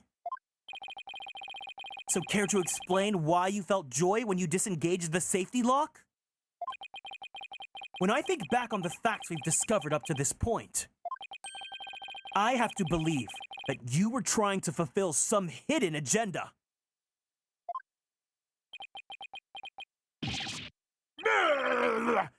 How do you know about that, too? Because I'm more or less of a pro. Pero at guessing. But you have no proof that I had a hidden agenda. Even if I did, I would never, ever tell you. So there! I know they say people regress as they grow older, but you, sir, take the cake. Now could you doubt a man with such great intensity, intelligence, and integrity? Silence.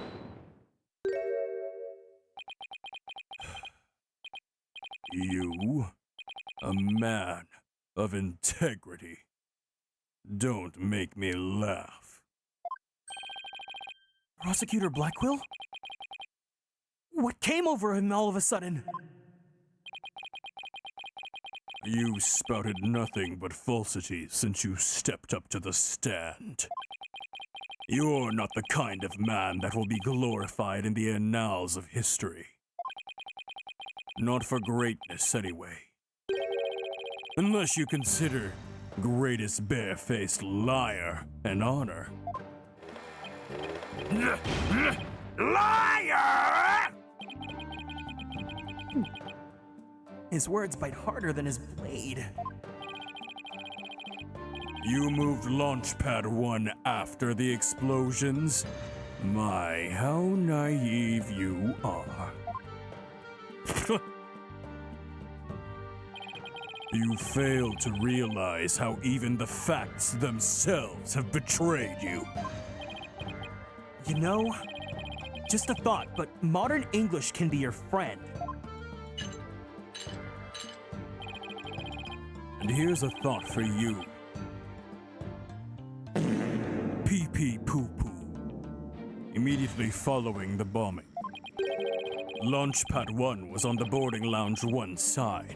The police confirmed this on the scene. What? Liar!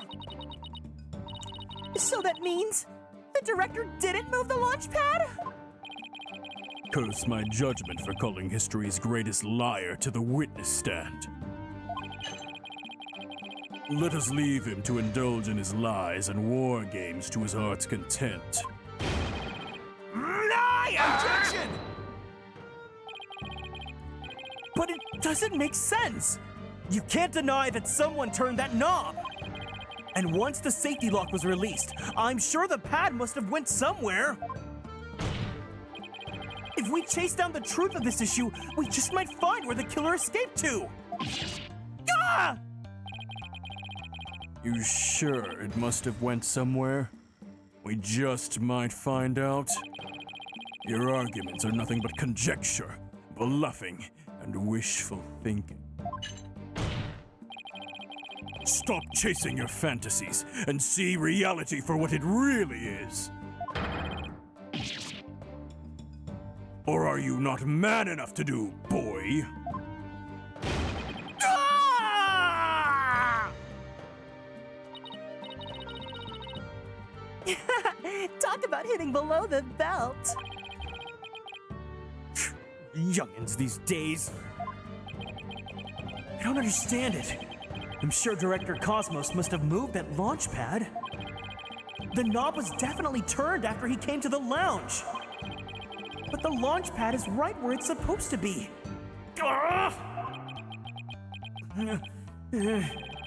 Wait a minute. Maybe I have it all backwards.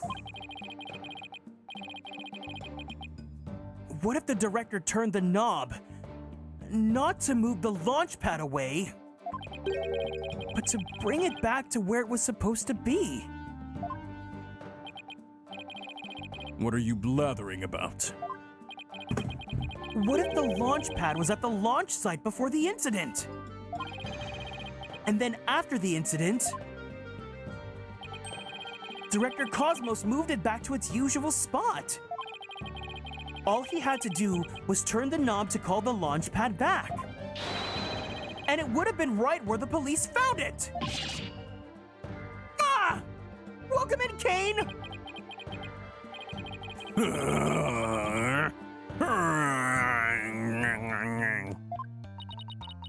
You made him sigh like Mr. Starbuck. Was what I said really that off base? It pains me to have to explain how wrong your own logic is to you. However, our great liar turned the knob only after he discovered the crime scene. Indeed, the pad existed beyond the lounge when our Astro Wonders made their escape. A fact that has been recorded for posterity on filmless film. Oh, right. So to reiterate, stop chasing your fantasies and see reality for what it really is, boy. Ah! Get a grip, Mr. Wright, and focus. We know the launch pad must have been moved. But our deductions and the actual facts of the case are in direct contradiction to each other. Well, maybe the two astronauts never actually boarded the rocket. This footage could be fake, taken with body doubles after the incident or something. On second thought, that's too far-fetched, even for me. Never actually boarded the rocket. Hey, wait a minute. Maybe, just maybe. Huh? Prosecutor Blackwell, what if I told you that the two astronauts never set foot inside the launch pad area, but instead went into another place? And what if when the director moved Launchpad 1 back, it was not from the launch site, but from another place? What would you say then? Cut the existential bull, or I'll cut you. Mr. Wright, will you explain? You will explain yourself at once. I know I'm right. It was all the other way around from the beginning. Very well, Your Honor. Let me explain. Director Cosmos' reason for moving Launchpad 1 was... I think it's the last one, but you know, it's always going to be safe. Oh my god, Ace Attorney? Yeah, welcome in. It's like only like the thing I love streaming the most right now. Because he wanted to trap the true killer! Naruhodo no. Need I remind you, there was an explosion. And the corridor between the launch pad and the lounge was thick with smoke. If the killer had been trapped in there, they would have been found as dead as their victim. I guess you're right. What happens if I don't save it and get it wrong? That. I haven't tuned it in forever, but I've always wanted to play this game. It's so good. It's so good. Literally, they go on sale all the time. Just wait for the next sale.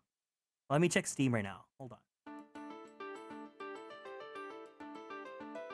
They go on sale all the time. Honestly, if you really want to get it at a good price, hold on, let me check if it's on sale on the website that I use to buy keys. It's literally on sale for $7 at CD Keys. It's my birthday today, so I may treat myself to a game. Here, if you go on sale, if you go on Steam, or if you want it on Steam, you can go here. I'll go get it later, but also, it's your birthday! What are you doing here? You should be having fun. Everyone, can we wish Dance Rush Stardom a happy birthday? Happy birthday to you. Happy birthday to you. Happy birthday, dear Trevor. Happy birthday to you. Woo, yeah!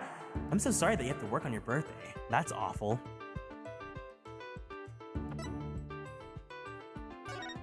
You've never sang for me before, have I not? Because he wanted to switch it with some other place!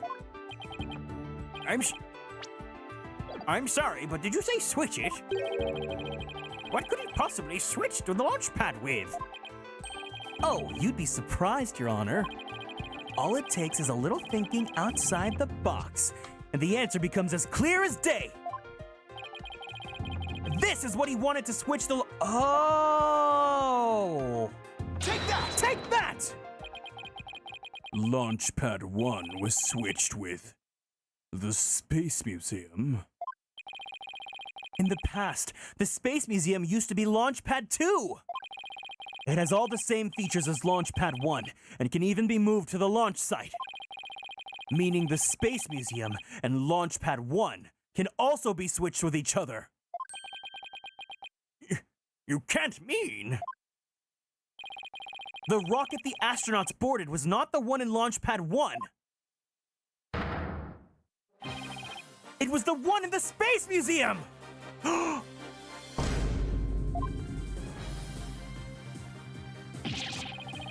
What? Balderdash!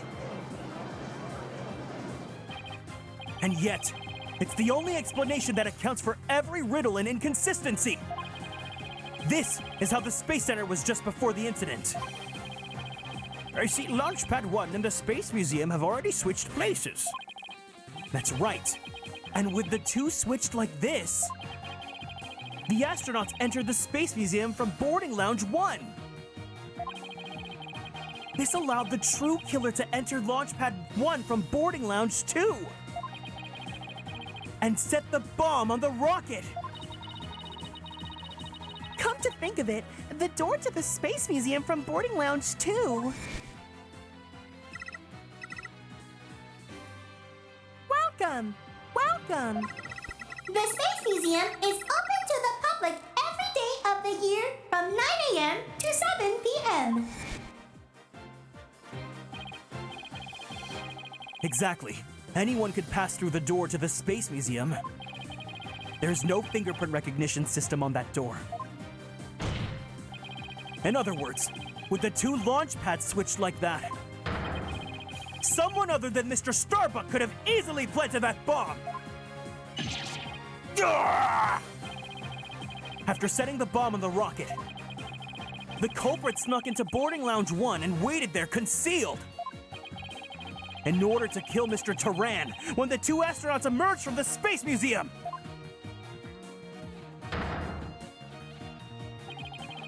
Recall that Miss Blackquill, Mr. Starbuck, and the director all saw a suspicious figure, who we can suppose, after killing Mr. Turan, made their escape into the Space Museum. After that, Director Cosmos switched the two launch pads back, without realizing the killer was inside the Space Museum.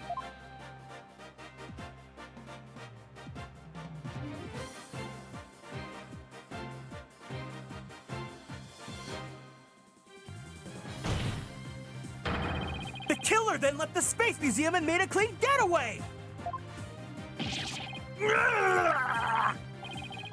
Naruhodo Dono. I see you know how to handle a sword. And handle it well. Perhaps I should call you Swordmaster Bluff. I'm a seasoned warrior who's cut down many a prosecutor.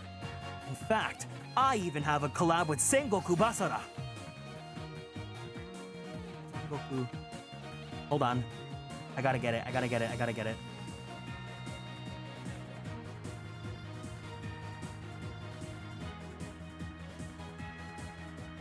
Not the collab, it's so good. It's so good. Hold on. I promise this tangent's worth it. My tangents are always worth it.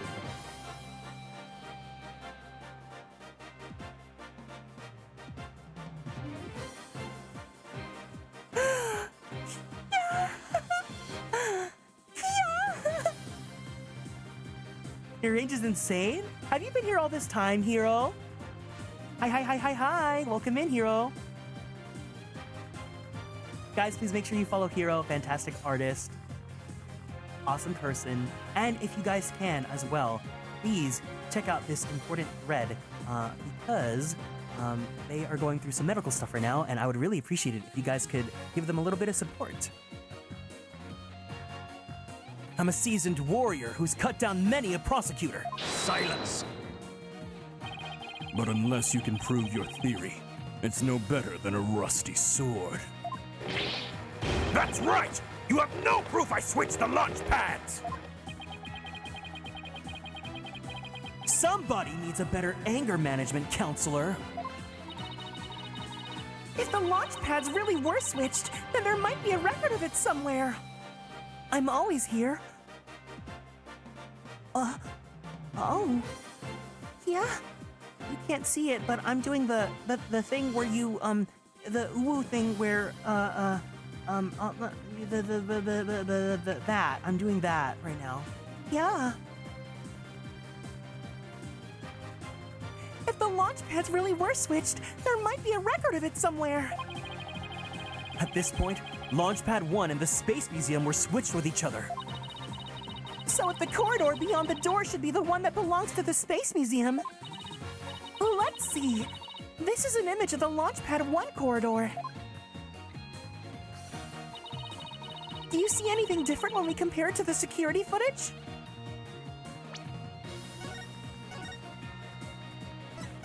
Points right, points left, kicks my feet, looks at you with my moist eyes. Huh? That number on the floor.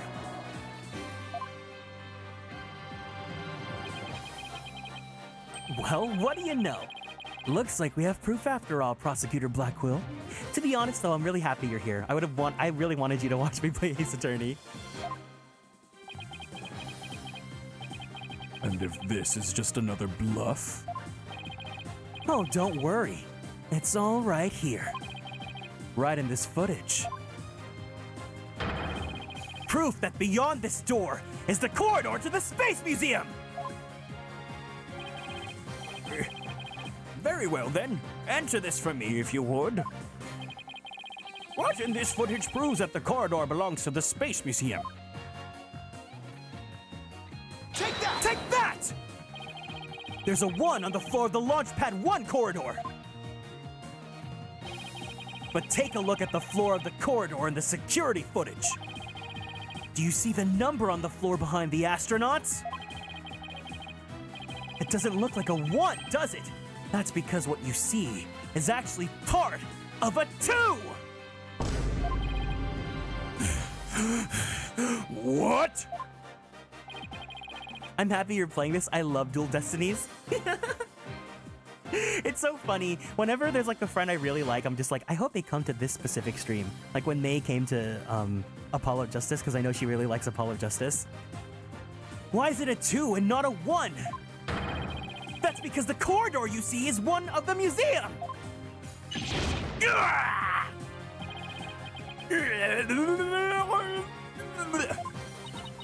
And so that means the corridor in this footage was not filled with smoke. That's right, because the explosion didn't occur in the Space Museum. The explosion occurred in Launchpad 1, on the side opposite of the Space Museum.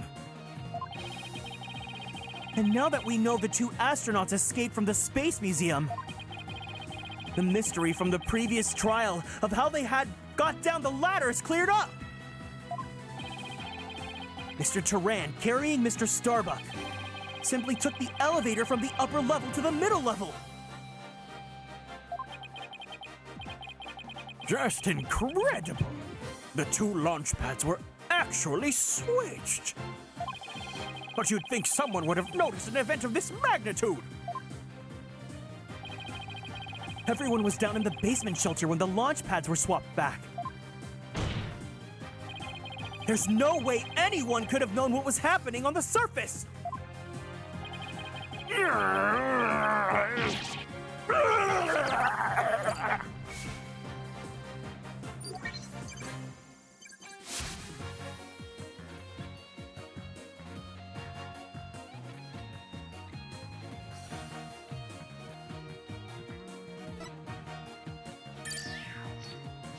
Bye-bye. No more lies, Director Cosmos! It's high time! You told us the truth!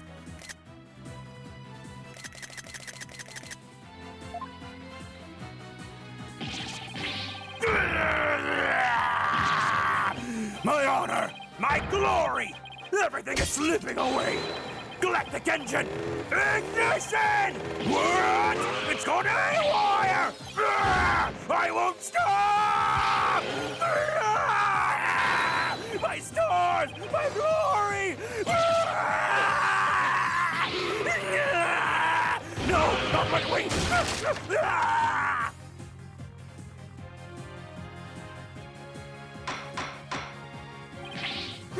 Bailiff! On your steed, and after that witness!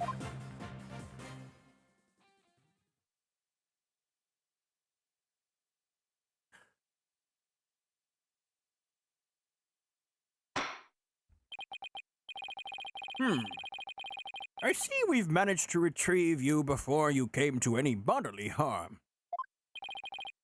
Director Cosmos, do you admit you switched the launch pads? I admit, it's true. I switched Launchpad 1 for the Space Museum.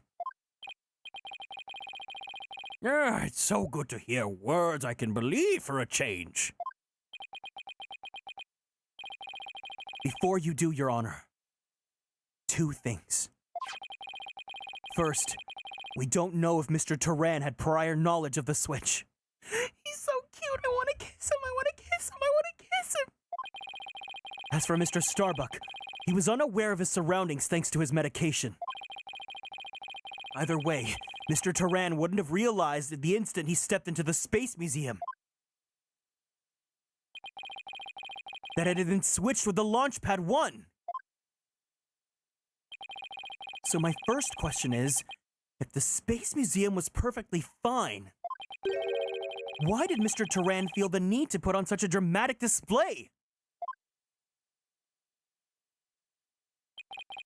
As for my second question,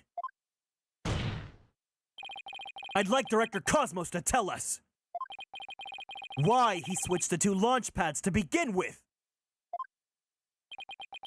Please, I can't. I exercise my right to remain silent. But I will say, my hands were tied. I was only doing what I could to keep my men from getting caught in the blast.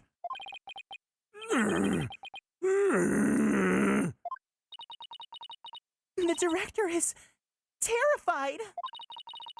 He must have had one heck of a reason for not wanting to explain why. Probably not a good time to pry it out of him, huh? Excuse me, but would you mind if I picked up my stars? Without my badge of rank, I'm nothing. I don't see why not. Bailiff, help the director retrieve his stars.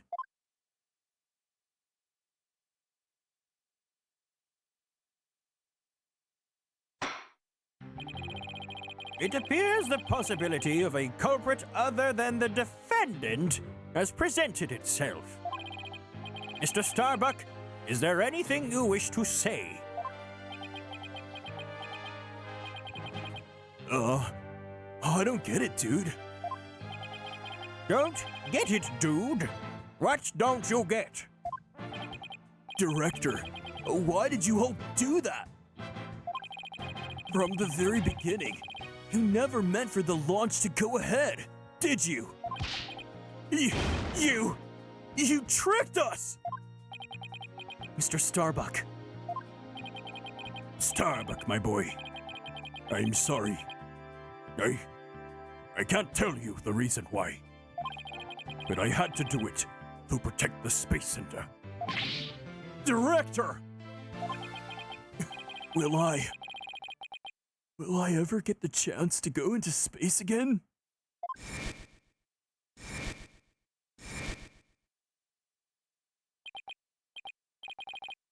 Yes, of course.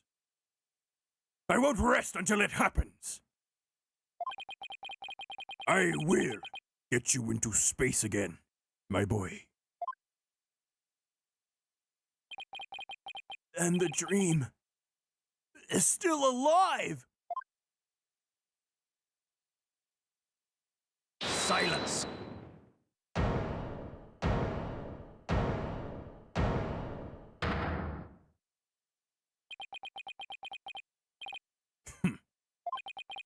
You're not going into space, Starbuck, but prison. I won't have it any other way. Why are you so hung up on him? Yes, I accept that the launch pads really were switched. And if there were a third person at the scene, I suppose they could have escaped. But I have yet to see proof of this third person's escape via the Space Museum. Oh, that's a good point.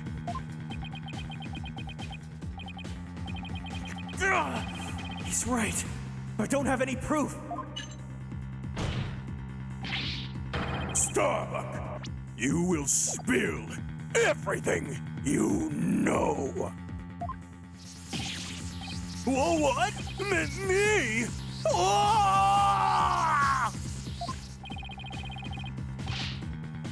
Where did you get those bombs? Tell me now!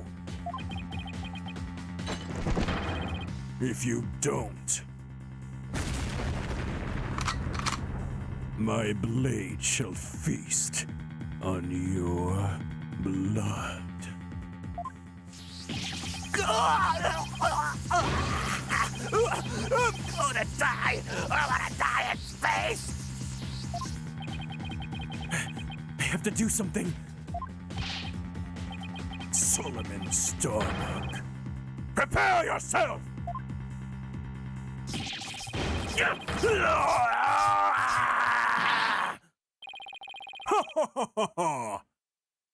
No. You know violence isn't the answer, Prosecutor Blackwell.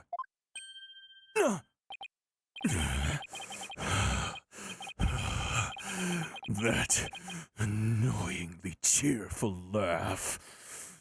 It can be none other than...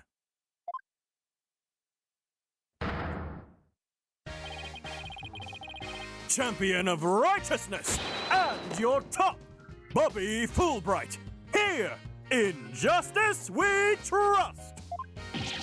Detective Fulbright? Sorry to keep you waiting, Mr. Lawyer. I hope I'm not too late. I don't believe we had an appointment.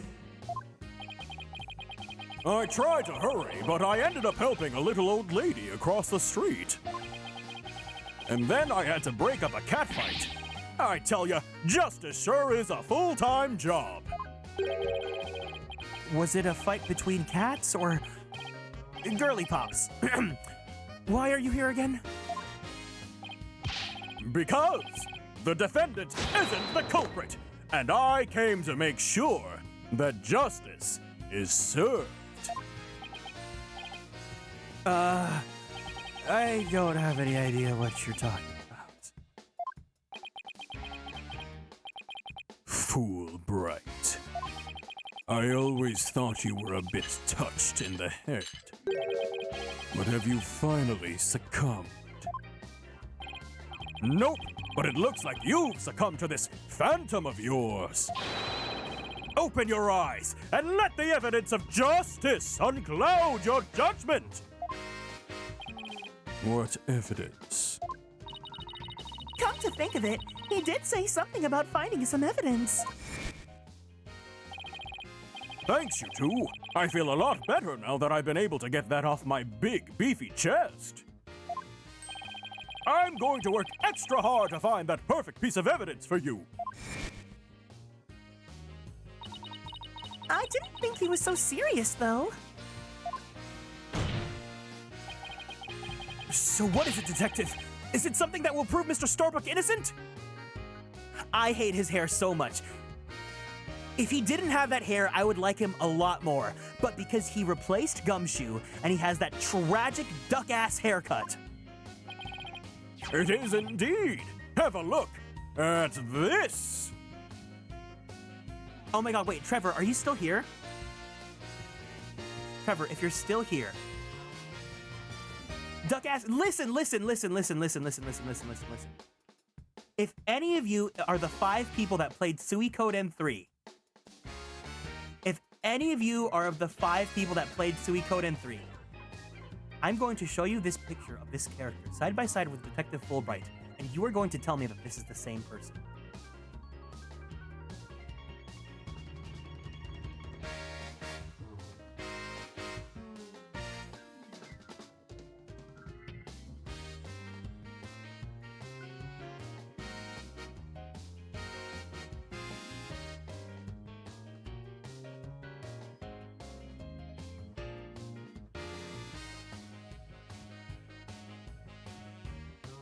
You're welcome. It is indeed. Have a look at this, Quack. What's this? A lighter? That's right. A lighter thought to have been used by the culprit, no less. The Space Museum's cleaning robot picked it up. The way they have the exact same color scheme? It has the victim Clay Turan's blood, along with his killer's fingerprints on it. What? Gah!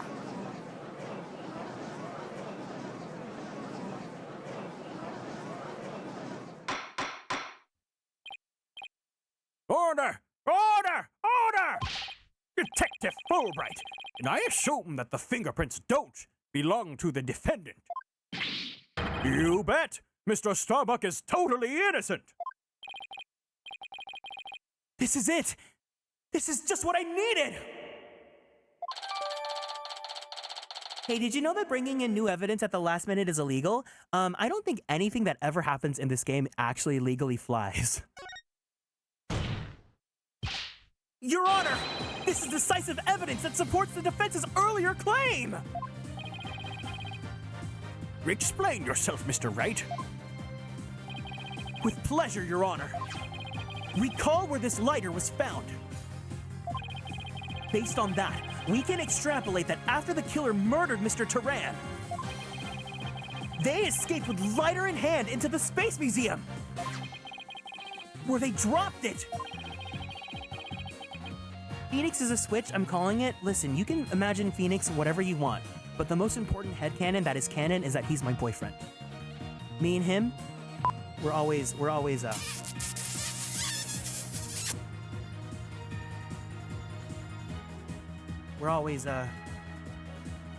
need to make this a man. As long as this is part of your headcanon, this is it.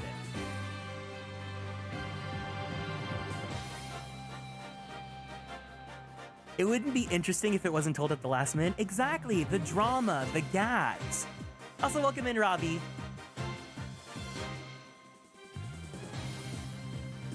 The switching of the two launch pads occurred. Then finally, the killer left through boarding lounge 2 and made their escape. Real Phoenix told me person. Oh my god, really? What would Gallagher think if he saw that? Oh, don't worry. So if anyone's new here, you guys need to know that there's lore. I have very important lore that was a part of my debut. So I have a husbando Pokédex, and here's the collection for your reference.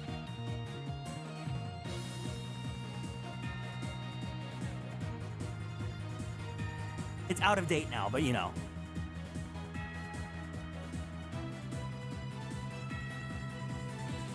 Meanwhile, Mr. Starbuck was found in boarding lounge 1 after the murder. A fact that Director Cosmos has testified to. Therefore, Brother, you like himbos? That's my brother in arm. Mr. Starbuck couldn't have possibly been the one to drop the lighter there! Silence! But the defendant had free reign of the area until Director Cosmos appeared. Could he not have dropped the lighter in the Space Museum during that span of time? Objection! You'd like that to be true, wouldn't you?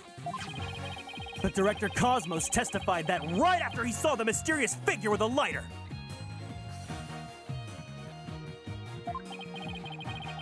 He went into the lounge and found the unconscious Mr. Starbuck. Were you silent or were you silenced? That's up for you to know, and me to find out, because I'm not the sharpest tool in the shed. My nighttime meds make me loopy, and I just assume everyone is bi because I am, and seeing the husbando chart I got. Where is the pretty ladies? Oh, internet? Let's just say, if I was on the Kinsey scale, I would be a 5. You get the reference? I don't. I'm sorry. If it's a Drag Race reference, I have to, like, this is where I disappoint you really hard, and I say that I've actually never watched Drag Race. It's Oprah, actually? Oh, I failed you. I failed you even harder. In other words, Mr. Starbuck wouldn't have had the time to double back to the museum! No, Prosecutor Blackquill. This lighter could have been only dropped by the real killer.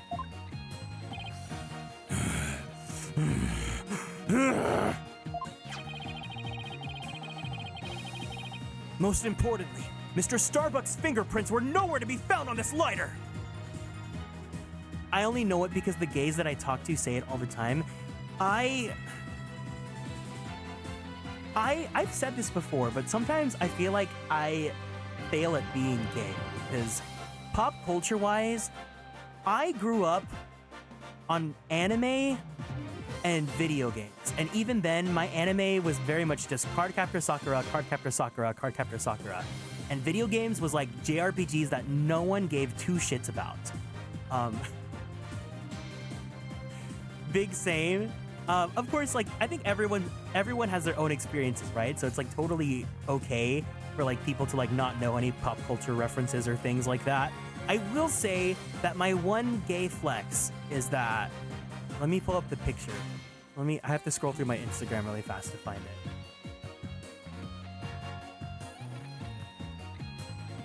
My one drag race flex is that my school brought over the one queen that I will stand, and we have this iconic picture together. Hold on. If you can guess who this queen is, if Robbie can guess who this queen is.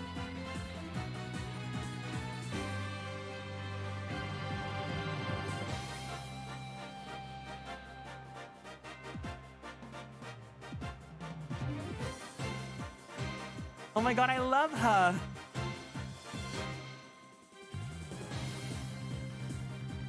Yeah, it's Kimchi. Also, welcome in, Adam. Yeah, she was really cool. But we can talk about that later. Maybe we'll Zatsudan after the stream if we feel like hanging out a little bit more. Welcome in, Adam. Hope you're doing well today. Most importantly, Mr. Starbuck's fingerprints were nowhere to be found on this lighter. I think you understand what this means, don't you? This piece of evidence unequivocally proves that Mr. Starbuck wasn't the culprit!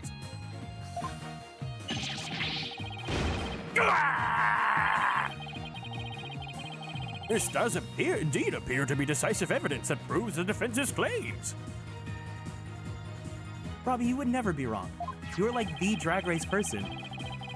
As for the remote switch that was found in Mr. Starbuck's pocket, we can assume that it was planted by the killer on the unconscious Mr. Starbuck! No. There must be some mistake. Frankly, Prosecutor Blackwell, I've been worried about you. You've been chasing this phantom for 7 whole years. I understand that's your urgency because tomorrow— Silence! What's the tea? What's the tea? Fulbright, you promised never to speak of that. Huh? Tomorrow? What about tomorrow? Given the body of evidence, I think it's safe to assume that the defendant is innocent, in light of the fact that it was impossible for him to have committed the crime. A few unanswered questions remain, so I look forward to seeing what you two uncover. But for now, this court finds the defendant, Solomon Starbuck,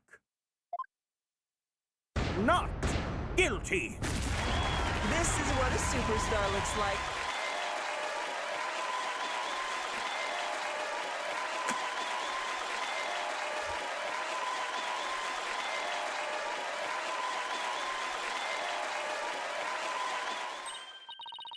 Yes! We did it, Mr. Wright! Looks like we pulled it off somehow, huh? With some help from Detective Fulbright. The pose is taking me out. No. The thumbs up is so unserious. You guys want to see an even more unserious pose?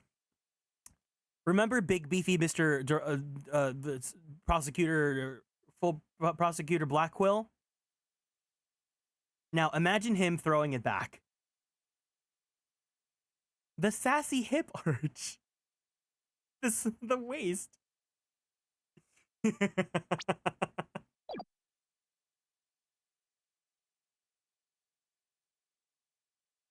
Why would they let him keep the $1 million spacesuit while he's under investigation? That's a homosexual. Exactly.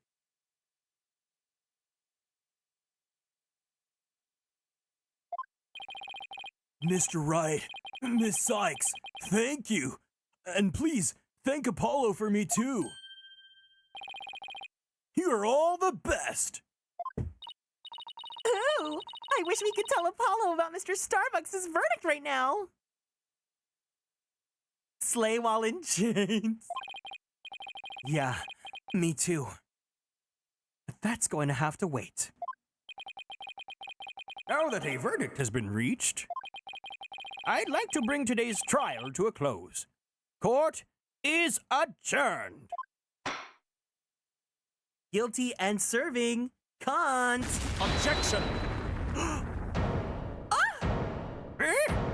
Oh!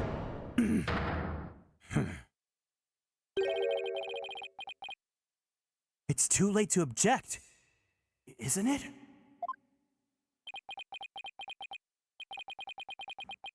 It simply isn't possible. Something's wrong. Prosecutor Blackquill, are you dissatisfied with the verdict? Fulbright! What were the results of the fingerprint analysis for the lighter? Oh? The results?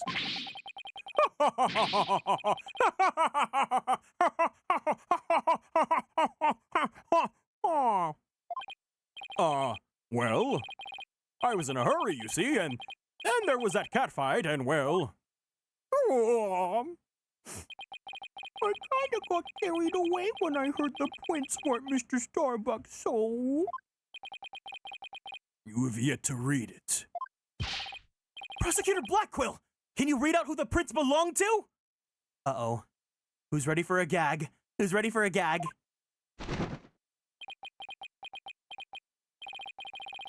Upon thorough analysis, the fingerprints were found to belong... What? Were found to belong to Athena Sykes. What?!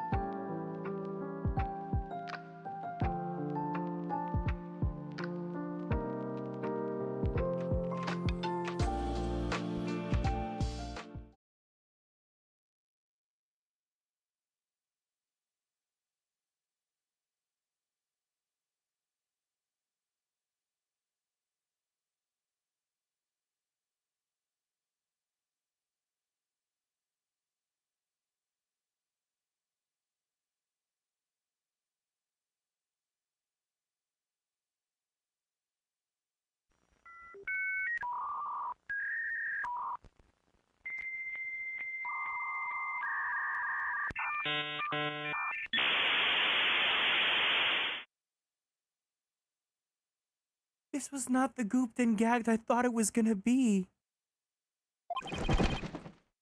So says the report. What? What? Huh? Me?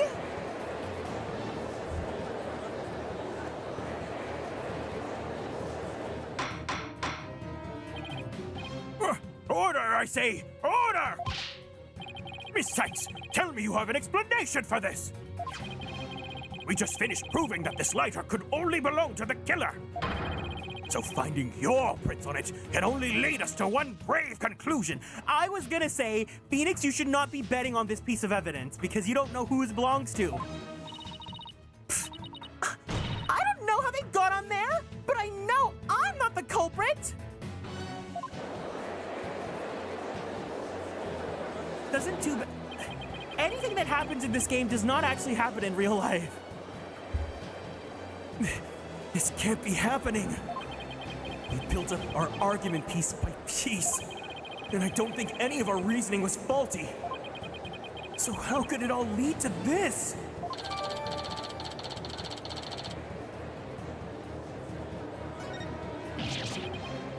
Oh! What have I done? Oh, please forgive me. I'm sorry. Order! Order! Detective Fulbright, stop your crying! This music is so serious. What in the world is happening here? It's like the world's gone mad! Order! Order! I will have order!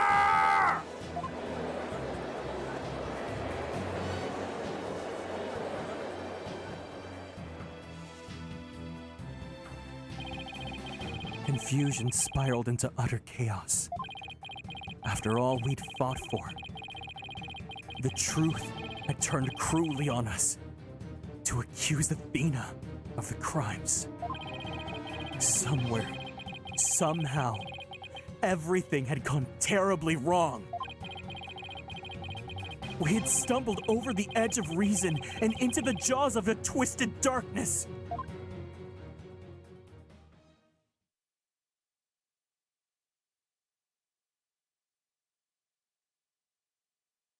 I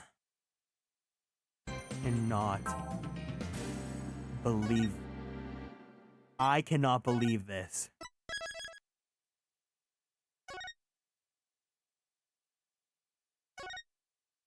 What do we do? Like, do we go on? Okay, let me give a quick recap on what just happened. So. Obviously, we all know Phoenix Wright, right? We know Big Daddy Delicious. We know Big Daddy Delicious, right? So Phoenix Wright, we know him. He's hot. I love him. He's main character. Apollo Justice, he's Phoenix Wright's successor. He is Twink becoming Twunk. And remember in the last stream, he has his boyfriend who they were childhood friends and they grew up together, motivating each other and gaslighting each other into thinking that everything is all right. Right? Okay, right. We know that, right? Right. And they've been boyfriends and they've been making out and having strong makeout sessions every day until they became in their mid-20s. And Clay had a dream to become an astronaut. So doomed Yowie. Yes. So Clay, his dream was to become an astronaut. So this is him when he was in high school. He would visit the Space Center every single day with Apollo and they would dream about joining the Space Center, right? So Clay achieves his dream of joining the Space Center and gets sent out on his first flight with Rocket Hair here, right? Who's his hero. And basically, this whole case was about Clay getting murdered and Rocket Guy being accused as the killer, and we had to prove that he was innocent. And we did all that convoluted stuff to show that the museum and the rocket launch stations were all switched around and all that mumbo jumbo. None of that matters, okay? How the murder happened, whatever. We don't care. What really matters is that at the very end of it all, we were trying to bet on the evidence showing the fingerprints of who would be Clay's real killer because we tried finding out who this third person that could be the killer is. And we bet on this lighter that had fingerprints. And whoever held it would be the killer, who apparently ended up being Athena, who is our third protagonist / assistant. The last trial is insane. I get why Kieran wanted me to finish this now.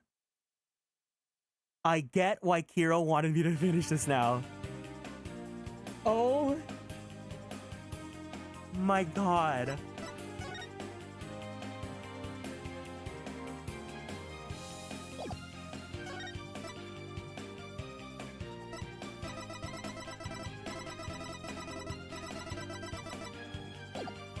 Wow.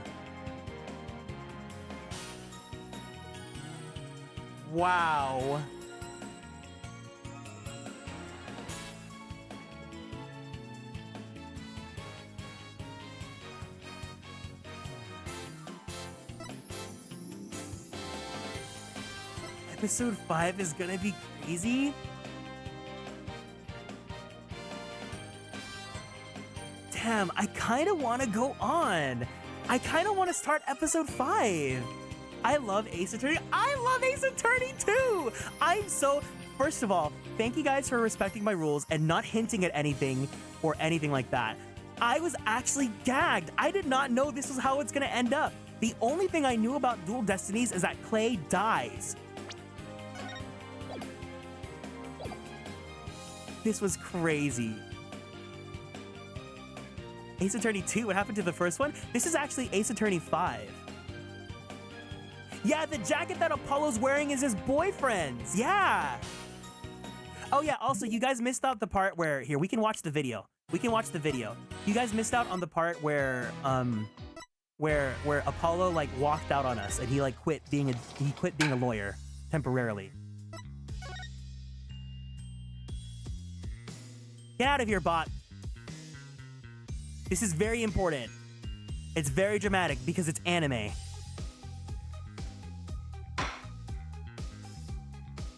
Oh, wait. I mean, yes, I want that, but not yet. But no.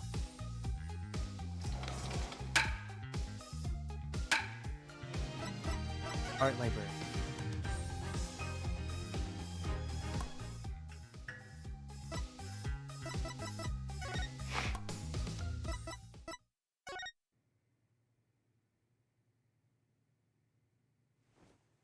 Sorry, but I'll be taking a leave of absence. Wait, what do you mean by a leave? Can you at least give me a reason why?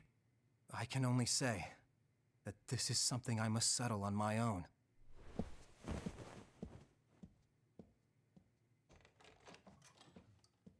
Hold on. Hold on, hold on, hold on. Sorry, but I'll be taking a leave of absence. Wait, what do you mean by a leave? Can you at least give me a reason why? I can only say that this is something I must settle on my own.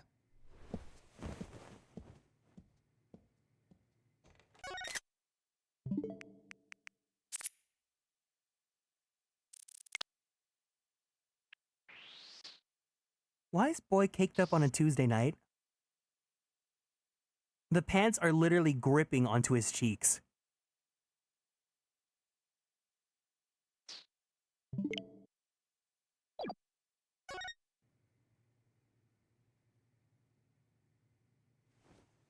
Sorry, but I'll be taking a leave of absence. Wait, what do you mean He by does a not leave? have a grinder hookup. His boyfriend Can you just at least died. give me a reason why? I can only say that this is something I must settle on my own.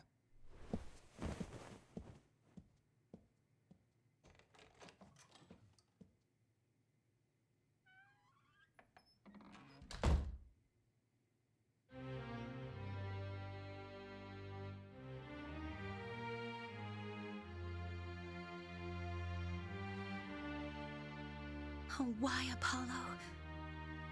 Why are you shutting us out?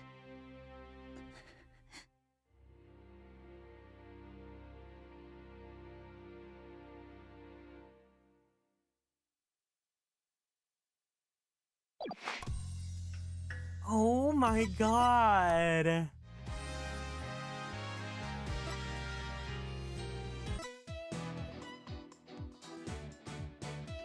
I'm gagged. I'm gagged. I am so gagged. The ending of episode 4 was crazy. Did they find Clay's body? They did. And they've showed us the picture of the body so many times. It was comical the amount of times they showed us the CG within this case. They whip out this photo like every 10 minutes. It's so hilarious. Doesn't he just look so kissable? Like, doesn't he just look like, if you ignore the knife, pretend he just like that. Doesn't he look like a sleeping beauty? Ignore the bloodstains. Look, he has his hand open so that Apollo can interlock his fingers with his.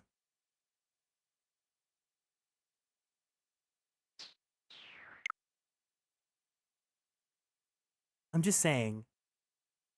You guys don't get it. You guys don't get it. I literally have been in love with this man for 10 years.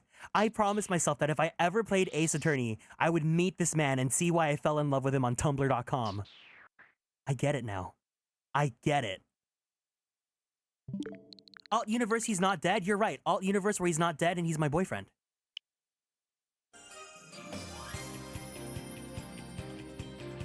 We always have the AO3 fluff tag? No, we can make up a fanfiction right now together. Okay, so Kieran went to go visit the Cosmos Space Center, holding hands with Apollo and Phoenix. Phoenix held him very tight as he leaned in to say, "Are you excited to greet him back on his trip from the moon?" Kieran says, "Yes, Phoenix. I'm so happy to be here with the loves of my life." As the spaceship descends onto the base, Clay climbs down from the ladder safely. With a gleam in his eyes, he sees Apollo and Kieran and Phoenix. He can't help but climb down the ladder faster than Stellar Blade Lady, his cake jiggling as he slides down the bar. He runs down to pull Apollo and Kieran into an embrace. Phoenix smiles as everyone is enjoying the night.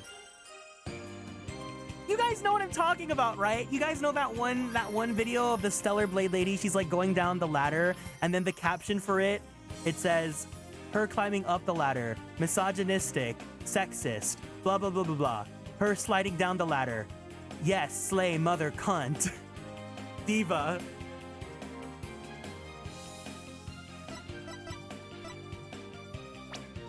Oh my god. Guys, I want to start case 5. Okay. Here's what we're gonna do. So, let me. I have my food here. So what I'll do is I'll quote unquote pull the ending screen so that I can clip this VOD as is, so that episode 4 can end on that VOD. We can come back and Zatsudan for a bit while I eat my dinner. And then we'll start case 5 for about an hour or so. Because it's so juicy, I don't want to end it here. We have to start it, guys. But anyways, let's go ahead and pull up the ending screen and say goodbye for the YouTube VOD. And then we'll come back and get started for episode 5 while I eat some dinner. Thank you, episode 4. We'll see you soon. Bye-bye.